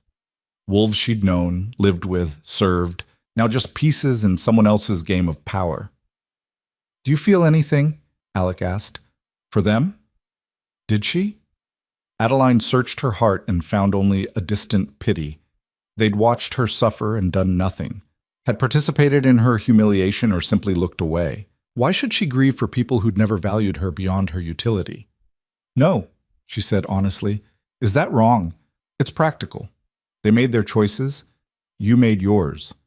He pulled a chair close to the bed and sat, bringing them to eye level. Now you need to make another one. Her pulse quickened. What do you mean? You're healed enough to travel in a few days. The fang is yours by right of claiming. No one here will dispute that. You're free to leave. Go anywhere, start over, be whoever you want without the weight of pack politics. He paused. Or you can stay. The offer hung in the air between them, loaded with implications neither of them was ready to name. Stay as what? Adeline asked carefully. A guest, a refugee under protection? As pack. Alec's gaze was steady, serious. You fought for us, bled for us, killed for us. That's not obligation or debt, that's choice. My wolves saw it.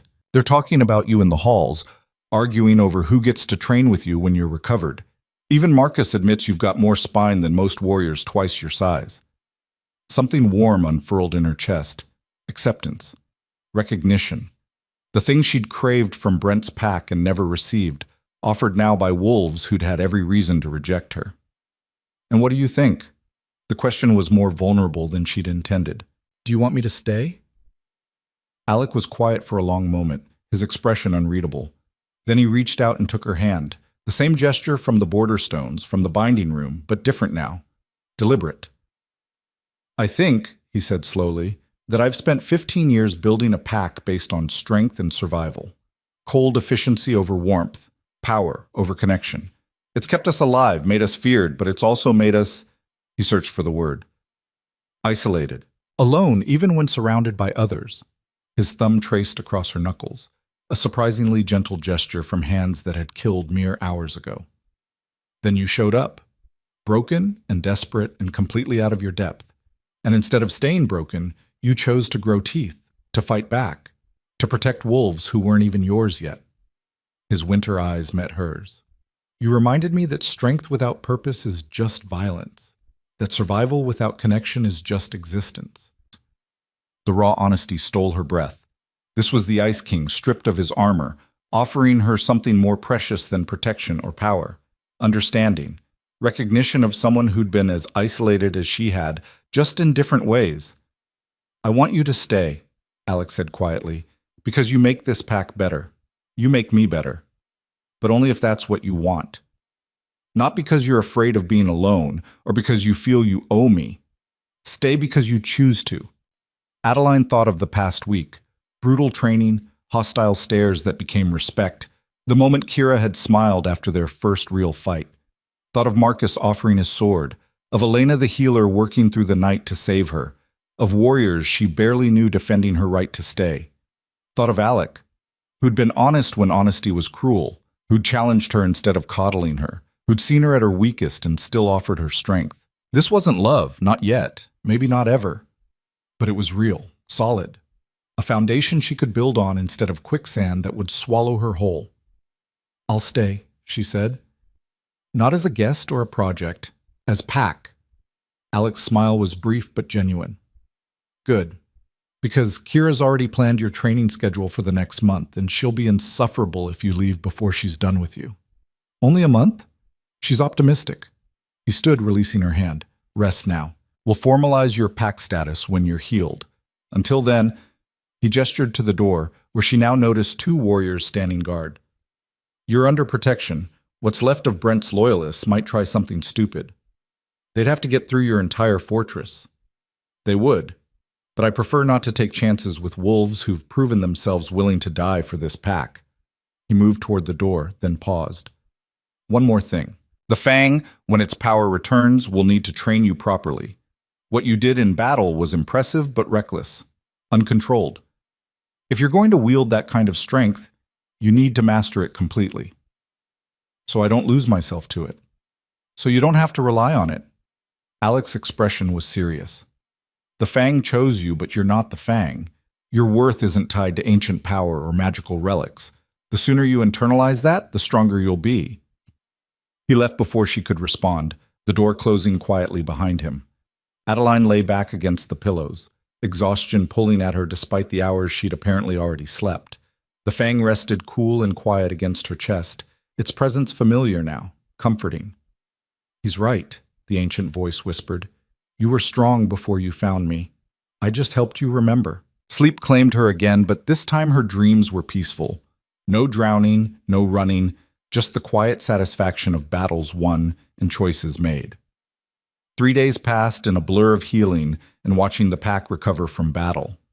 Adeline spent most of her time in the medical wing, partly because Elena insisted, and partly because it gave her a window into pack dynamics she'd never seen before. Warriors came through, with injuries ranging from minor cuts to missing limbs, and she watched how they cared for each other, gruff but genuine, the kind of loyalty that came from surviving impossible odds together. On the 4th day, Kira appeared with training clothes and a dangerous smile. "Healer says you're cleared for light exercise," the second announced. "My definition of light might differ from hers, but that's a problem for later. Get dressed." "I can barely walk without my ribs screaming," Adeline protested, but she was already reaching for the clothes. "Then you'll learn to fight through pain, essential skill." Kira waited while Adeline changed, her expression approving when Adeline managed not to wince too obviously. "Better. The pack's gathering in the main hall tonight. You need to look like a warrior, not an invalid." "Gathering for what?" "Your formal acceptance. Every wolf who fought in the battle gets to witness and approve new pack members. It's tradition." Kira's smile turned sharp.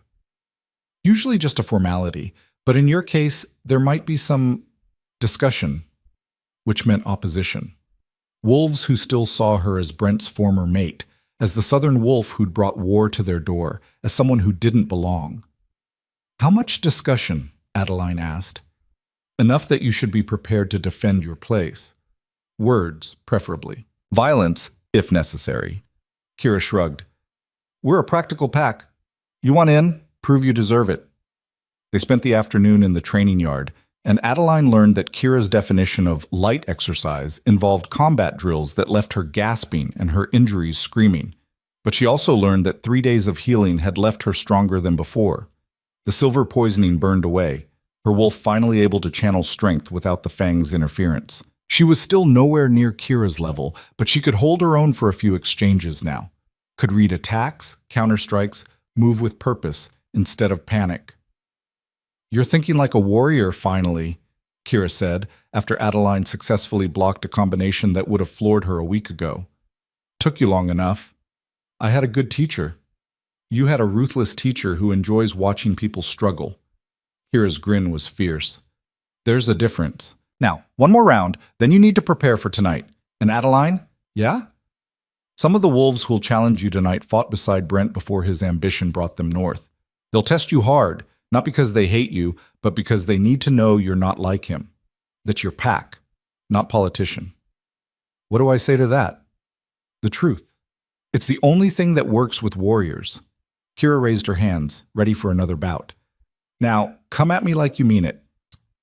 Sunset painted the sky crimson and gold as Adeline made her way to the main hall. She'd dressed carefully in the clothes Kira had provided, practical leather and fur, warrior's garb, nothing decorative or soft. Her hair was pulled back in the severe braid Kira had taught her, her injuries hidden beneath layers. The fang hung around her neck on a leather cord, visible and undeniable. If they were going to judge her, let them judge all of her. The main hall was packed. Every wolf who could walk had gathered, forming a loose circle around the central fire. Alex stood at the head, Marcus and Kira flanking him, the picture of alpha authority. When Adeline entered, conversation died. Dozens of eyes tracked her progress as she walked to the circle's center, facing Alec across the flames. "Adeline," Alec's voice carried to every corner of the hall, formal now, nothing like their private conversations. "You've petitioned to join the Frostclaw Pack. Before the assembled warriors who defended this fortress, state your case." This was it, the moment that would define whether she'd truly escaped Brent's shadow or would always be marked by it. Adeline took a breath and began. "I came here as a refugee.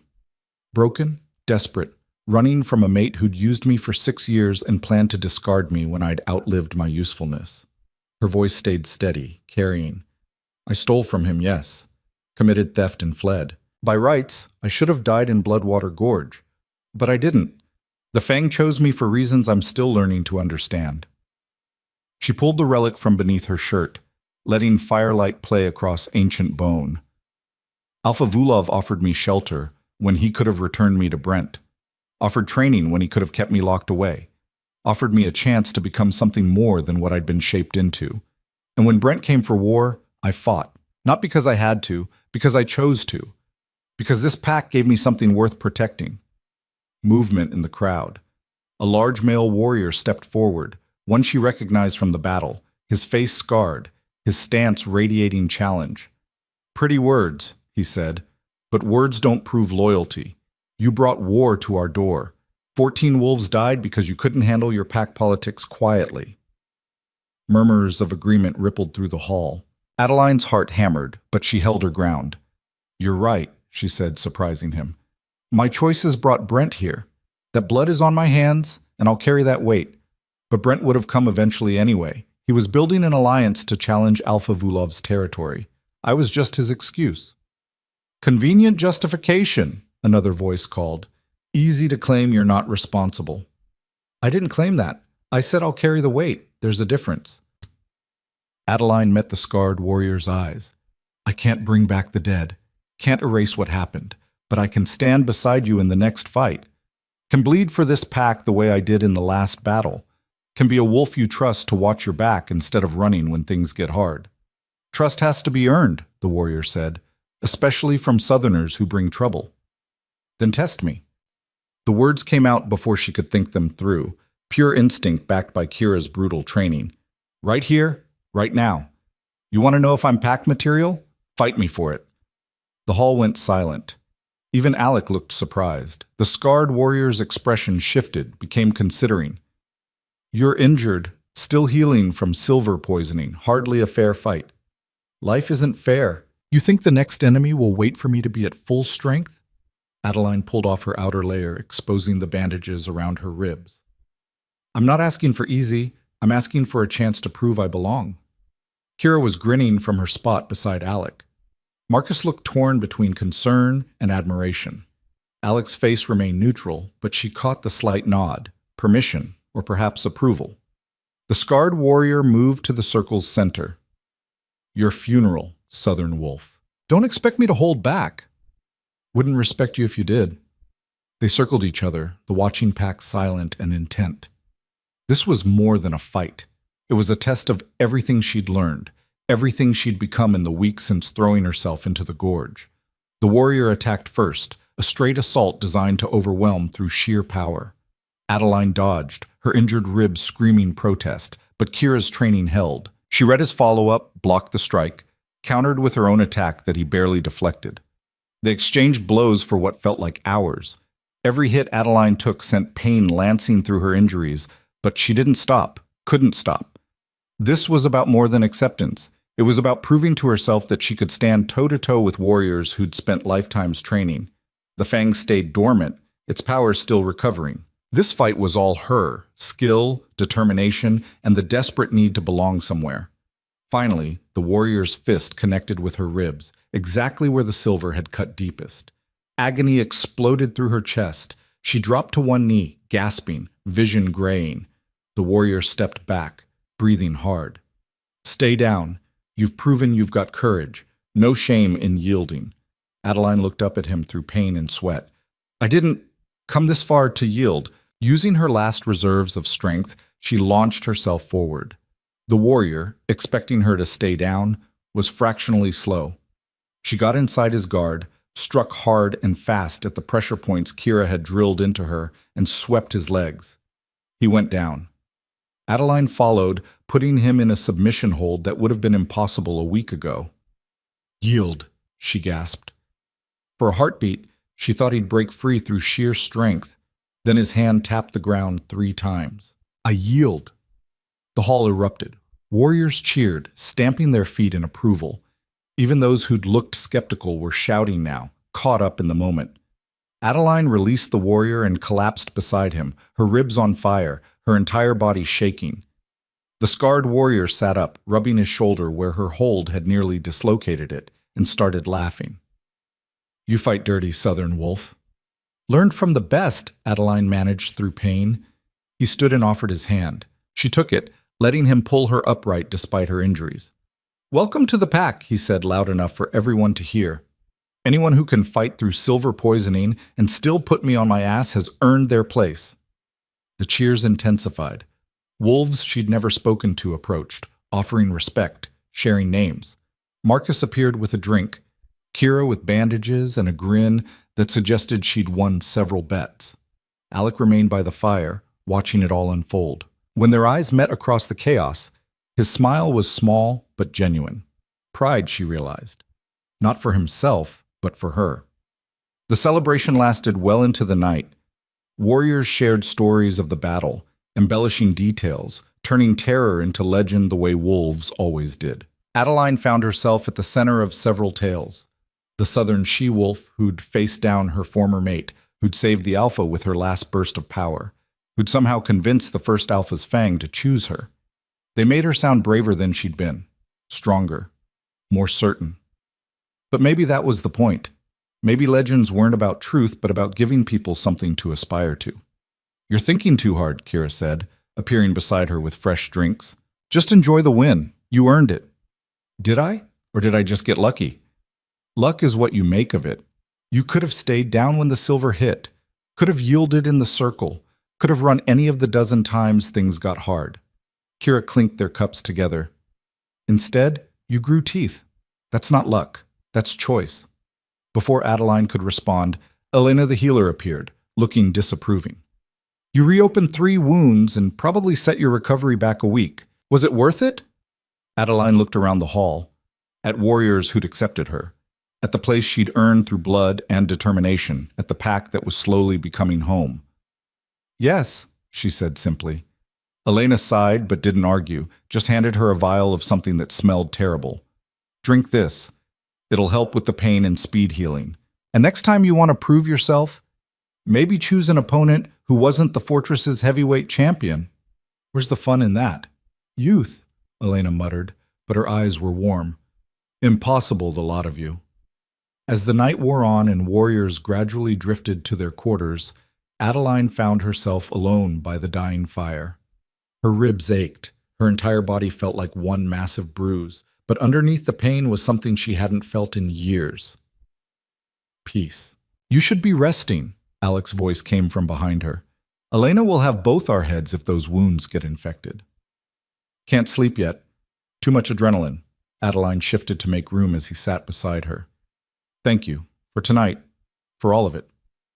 "You earned it yourself. I just provided the arena." He stared into the flames, his profile sharp in the firelight. "Though I'll admit, challenging Gareth to single combat was either brilliantly strategic or completely insane. Can it be both?" "With you, it usually is." There was warmth in his voice now, the ice thawed. "You've changed since you arrived. Stronger, yes, but also more yourself. Less shaped by what others needed you to be." "I had good teachers, and no choice but to change." Adeline touched the fang through her shirt, "though I'm still figuring out who myself actually is." "You've got time." Alec's hand found hers, the touch sending warmth through her despite the cold. "That's the advantage of surviving. You get to keep discovering."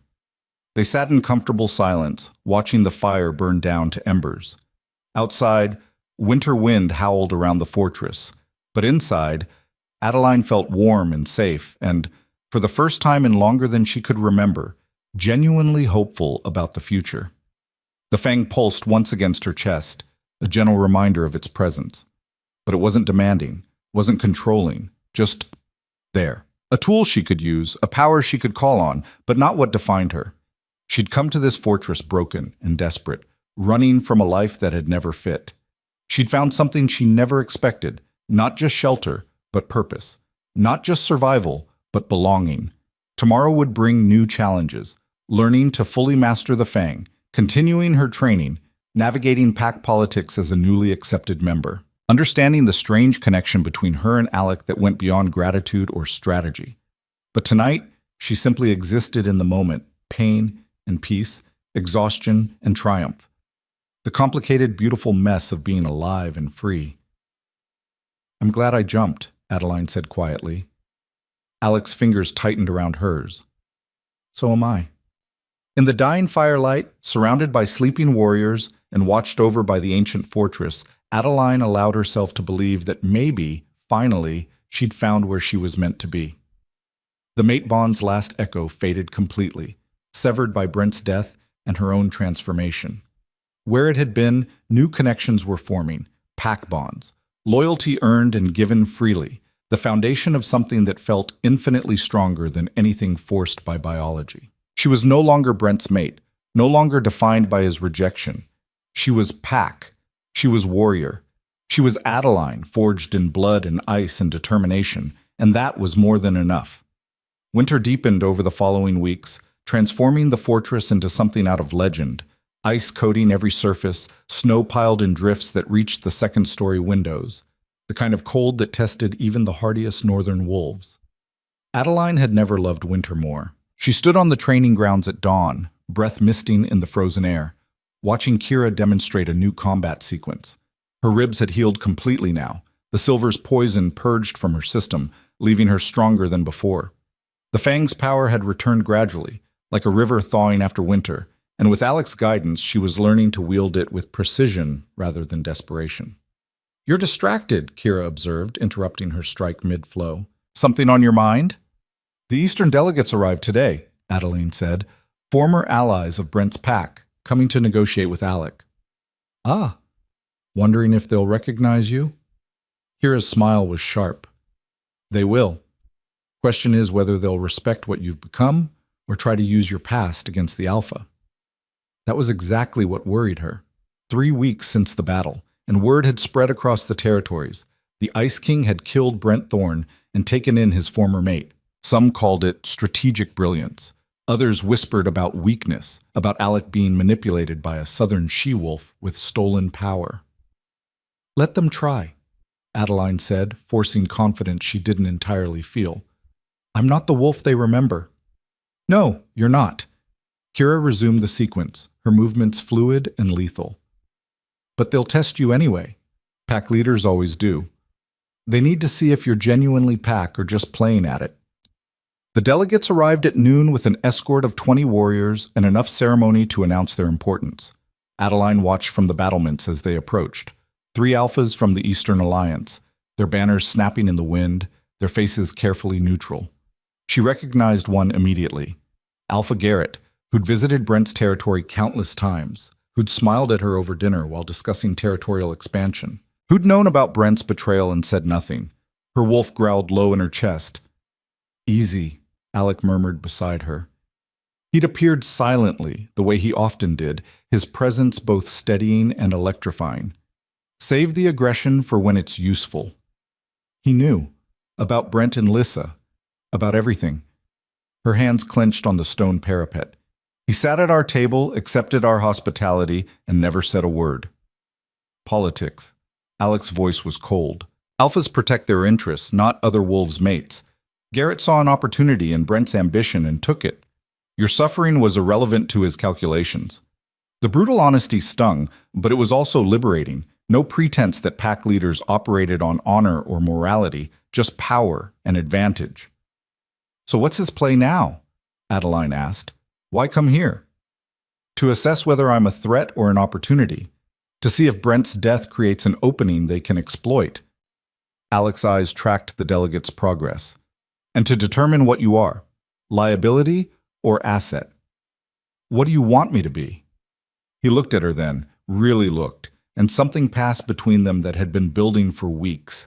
Not the mate bond's artificial pull, but something earned through shared battles and honest words and the slow recognition of equals. Yourself, Alex said simply, whatever that means. I trust you to handle it. The word settled into her chest, warm and solid. Trust. From an alpha who didn't give it easily, who'd built his reputation on cold calculation and strategic distance. Then let's show them what that looks like, Adeline said. The formal reception took place in the Great Hall, with Alex seated at the head table flanked by Kira and Marcus. Adeline stood among the elite guard, her new position earned through combat and acceptance, wearing warrior's leather and the fang displayed openly. Alpha Garrett's eyes found her immediately, and she watched recognition flash across his face, followed by carefully concealed shock. He'd expected to find Brent's timid mate cowering in a corner, perhaps, or locked away as a political prisoner, not standing armed among Alec's most trusted warriors. Alpha Vulov, Garrett began after the ritual greetings, his voice smooth and practiced. We come seeking clarity. Brent Thorne's death has created complications in the region. His pack fractures daily, his alliances dissolve, and rumors spread faster than we can contain them. Rumors about what? Alec's tone was neutral, giving nothing away. About you harboring his murderer. About stolen relics and broken mate bonds. About a southern she-wolf wielding power that should belong to the rightful Alpha line. Garrett's gaze cut to Adeline. Some say you've been bewitched. Others claim you're building an army to conquer the South. And what do you say? Alec asked. I say I'd like to hear the truth from the source. Garrett turned fully to face Adeline. Hello, Adeline. It's been some time. Every eye in the hall fixed on her. This was the test Kira had warned about. How she responded would define how the Eastern Alphas saw Alec's pack. Weak, and they'd sense vulnerability. Too aggressive, and they'd claim she was the manipulator Brent had warned about. She needed to be exactly herself. No more, no less. Alpha Garrett, Adeline said, her voice carrying clearly. You're right. It has been some time. The last I saw you, you were toasting Brent's health and praising his leadership. How are his widow and children managing? The barb landed. Garrett's jaw tightened fractionally. Lissa has taken temporary leadership until a proper successor is chosen. The children are well cared for. I'm sure they are. Lissa was always ambitious enough to land on her feet. Adeline stepped forward, aware of Alec watching, of Kira's slight nod of approval. But you didn't travel through winter storms to discuss Brent's family.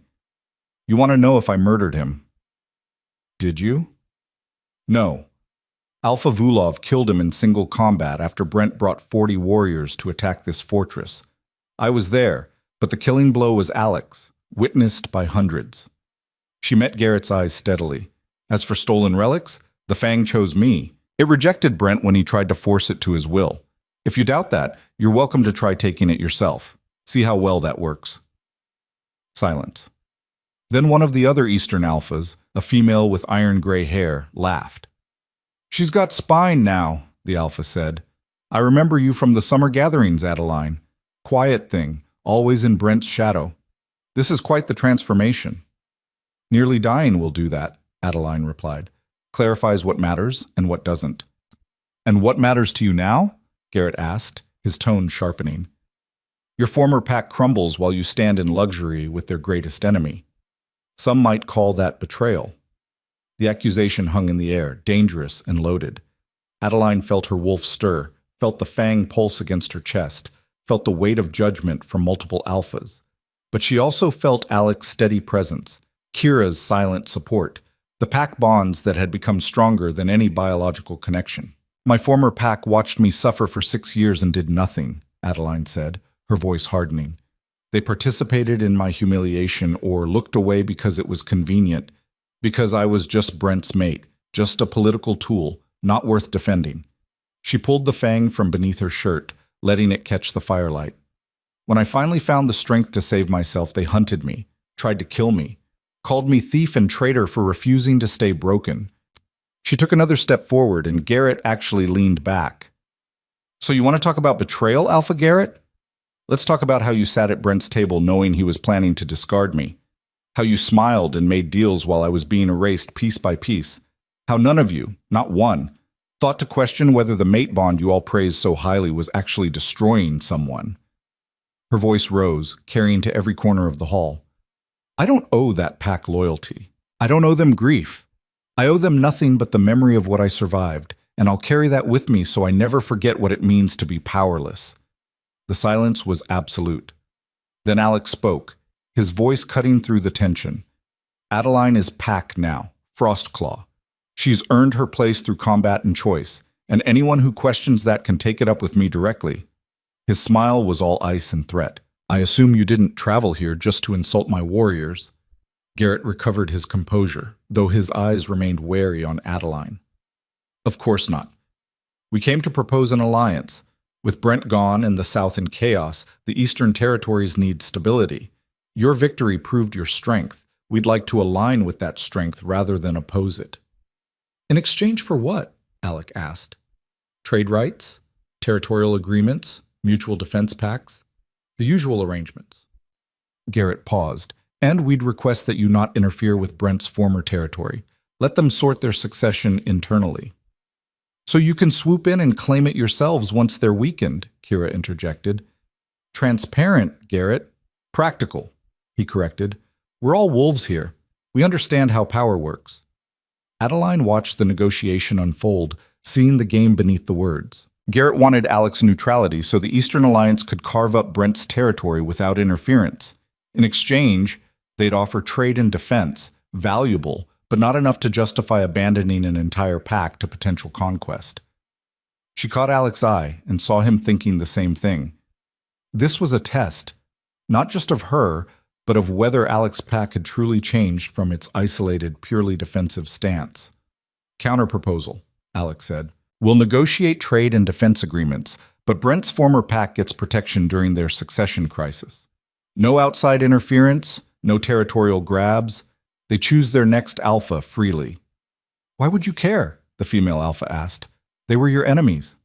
"Because the wolves in that pack aren't responsible for Brent's choices.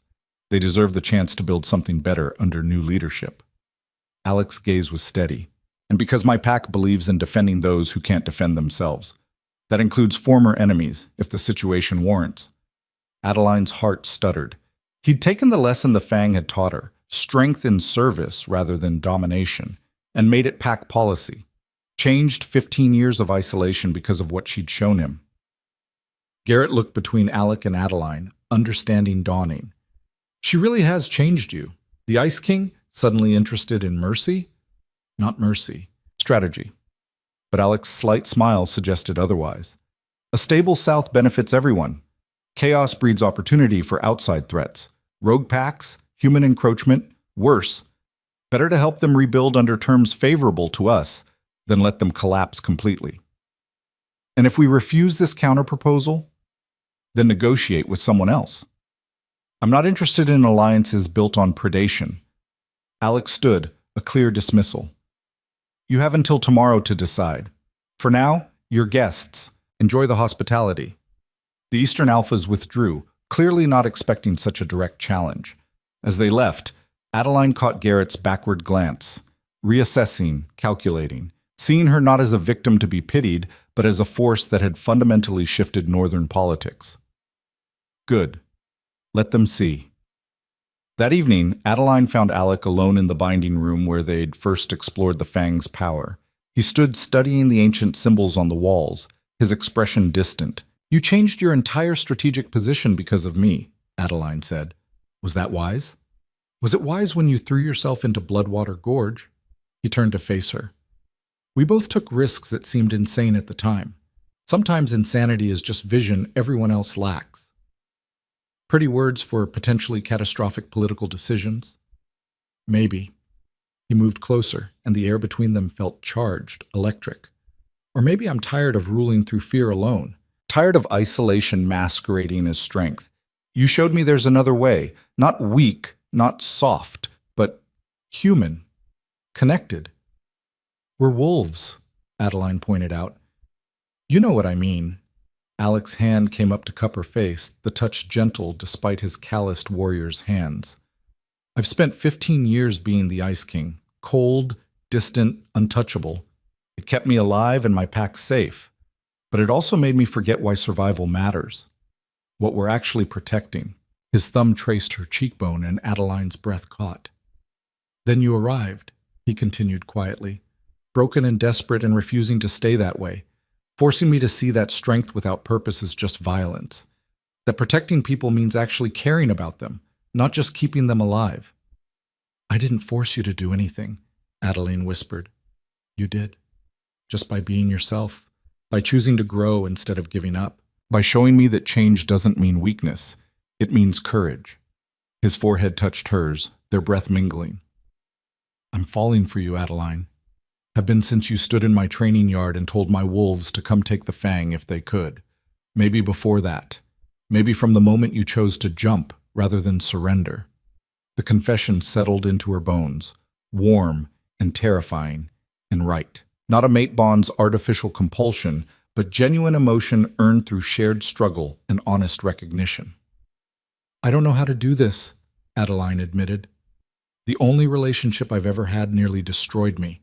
I don't trust my own judgment about this. Then don't trust judgment. Trust what you feel. Alex's hands framed her face now, holding her gently but firmly. Do you feel this? Whatever's between us. She did.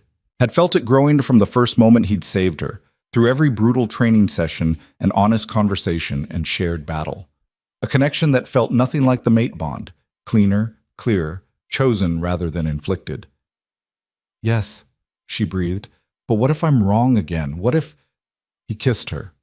Not demanding, not taking, offering, his lips against hers, warm despite his Ice King reputation, tasting of pine and winter and promise. The fang blazed hot against her chest, approving, and Adeline felt power surge between them. Not the fang's magic, but the raw electricity of two people finally acknowledging what they'd been dancing around for weeks.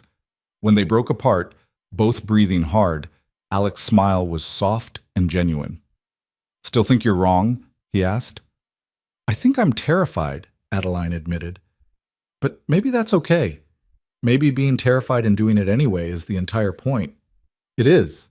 He pulled her close, and she let herself lean into his strength. We don't have to rush this. Don't have to define it or make it official. Just let it be what it is. See where it goes. Relief flooded through her. No pressure, no expectations.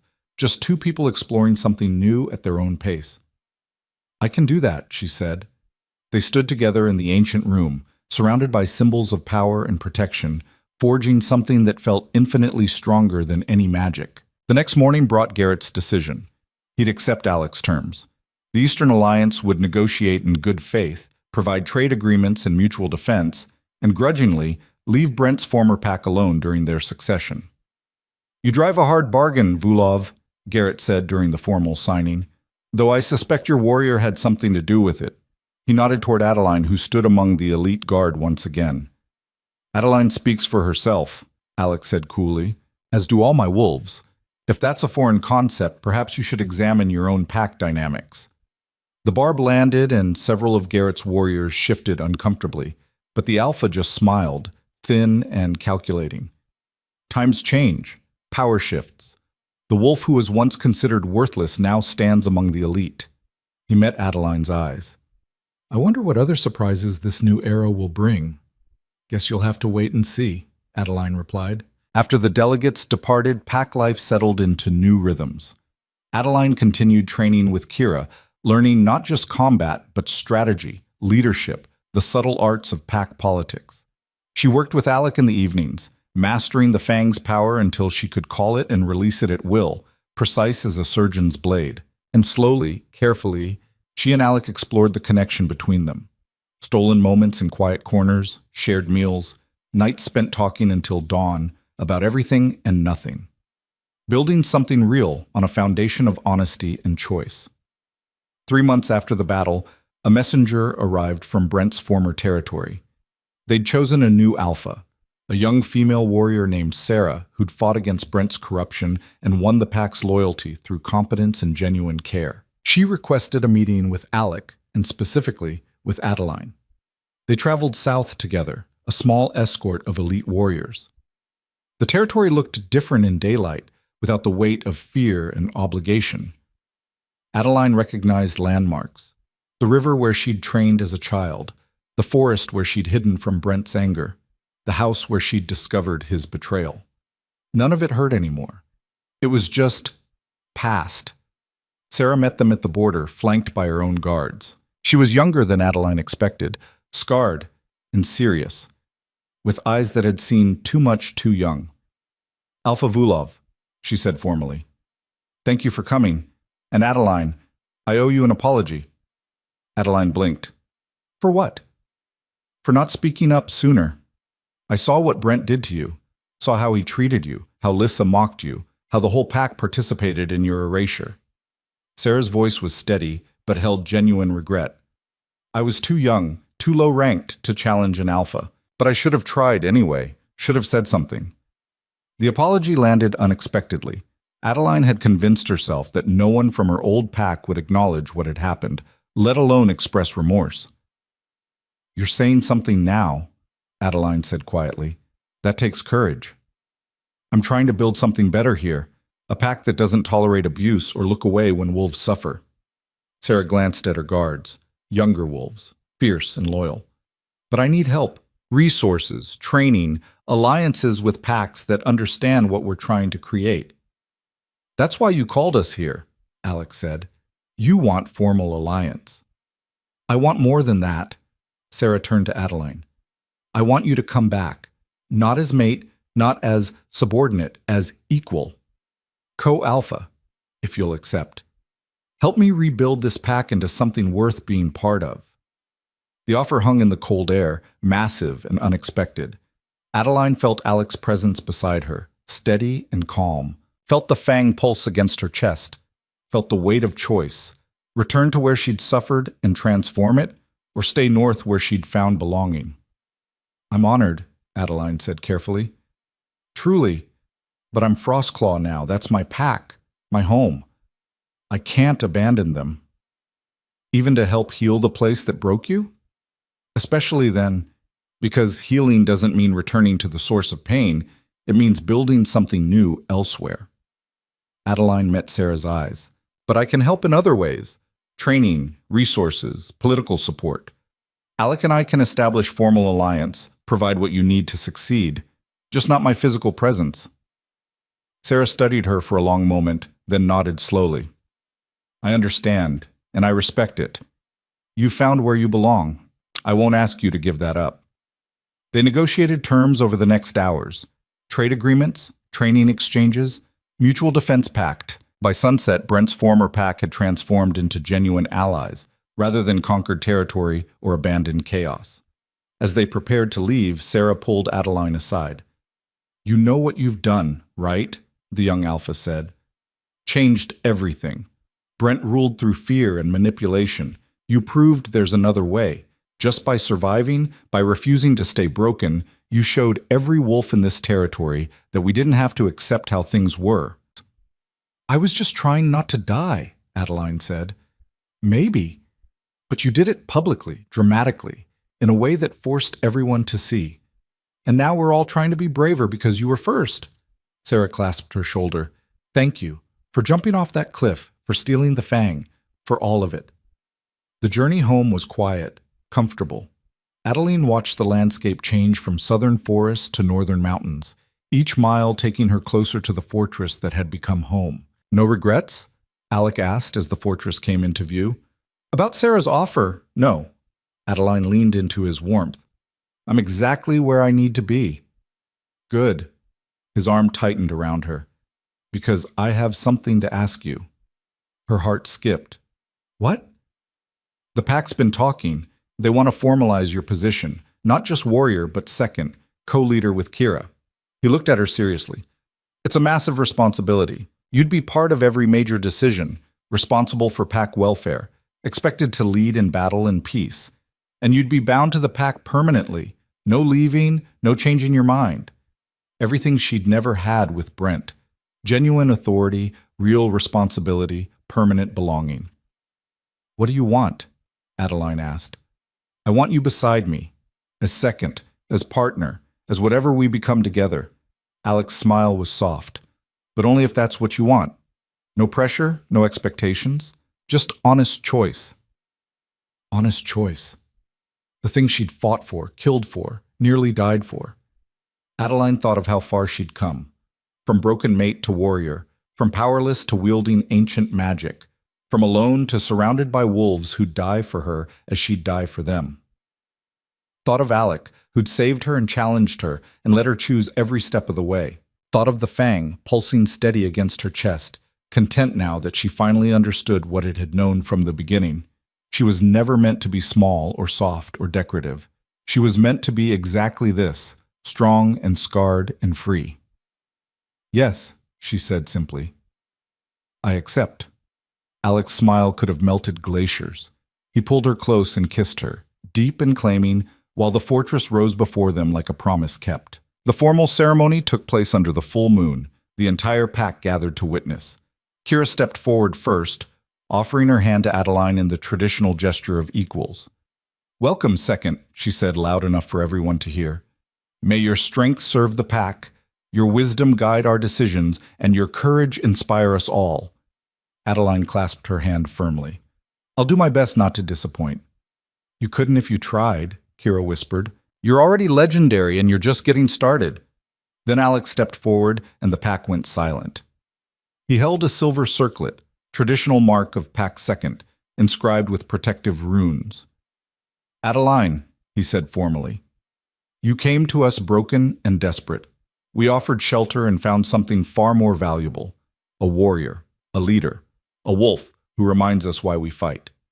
He placed the circlet on her head, and it settled perfectly, as if made for her. "Welcome home. Welcome to your pack. Welcome to your future." The pack howled, dozens of voices joining in primal harmony, accepting her fully and completely.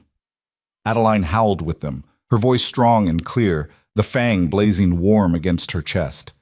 She was no longer Brent's discarded mate, no longer the broken she-wolf who'd thrown herself into a gorge. She was Adeline, second of the Frostclaw pack, wielder of the first Alpha's fang, partner to the Ice King, survivor, warrior, leader. She was exactly who she was meant to be.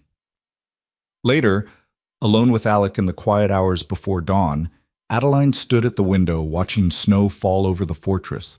He came up behind her, arms circling her waist, chin resting on her shoulder. "What are you thinking about?" he asked. "How different everything is from 6 months ago. How I almost died in that river, and now I'm here. Second of your pack. You're—" She hesitated, uncertain what word to use. "Mine," Alex supplied simply, "if you want to be. No bonds, no compulsion, just choice. But mine nonetheless, if you'll have me." Adeline turned in his arms, meeting those winter eyes that no longer seemed cold, but warm, alive, genuine. "Yours," she agreed, "and you're mine. Fair trade?" "Better than fair, best deal I've ever made." He kissed her softly. "Though I should warn you, being with me won't be easy. I'm still learning how to thaw, how to connect, how to be something other than the Ice King." "Good thing I'm still learning how to be something other than broken." Adeline smiled against his lips. "We can figure it out together." "Together," Alec echoed, and kissed her again. Outside, dawn began breaking over the mountains, painting snow and ice in shades of gold and rose. A new day, a new beginning, a future neither of them had imagined 6 months ago. Adeline thought of the moment before she'd jumped. Standing at the cliff's edge, Brent's hunters closing in, the choice between certain death and possible survival. She'd chosen possible, chosen to bet everything on herself when no one else would. And that single choice had led her here. Safe, strong, surrounded by wolves who valued her, loved by a man who saw her clearly and chose her anyway. The fang pulsed one last time, then settled into quiet contentment. Its work was done. It had found the right wielder, the wolf worthy of the first Alpha's legacy, not through dominance or ambition, but through courage and compassion and the refusal to stay broken. Adeline touched it through her shirt, feeling its warmth, its approval, its peace. "Thank you," she whispered to it, to Alec, to the universe that had given her a second chance. And in the growing light, surrounded by her pack and held by her partner, Adeline finally, completely, let go of the past and embraced the future. She was free. She was home. She was exactly, perfectly enough. The story of the she-wolf who jumped off a cliff and landed in a new life was complete. But her real story, the one she'd write with her own choices, her own strength, her own heart, was just beginning, and she couldn't wait to see where it led.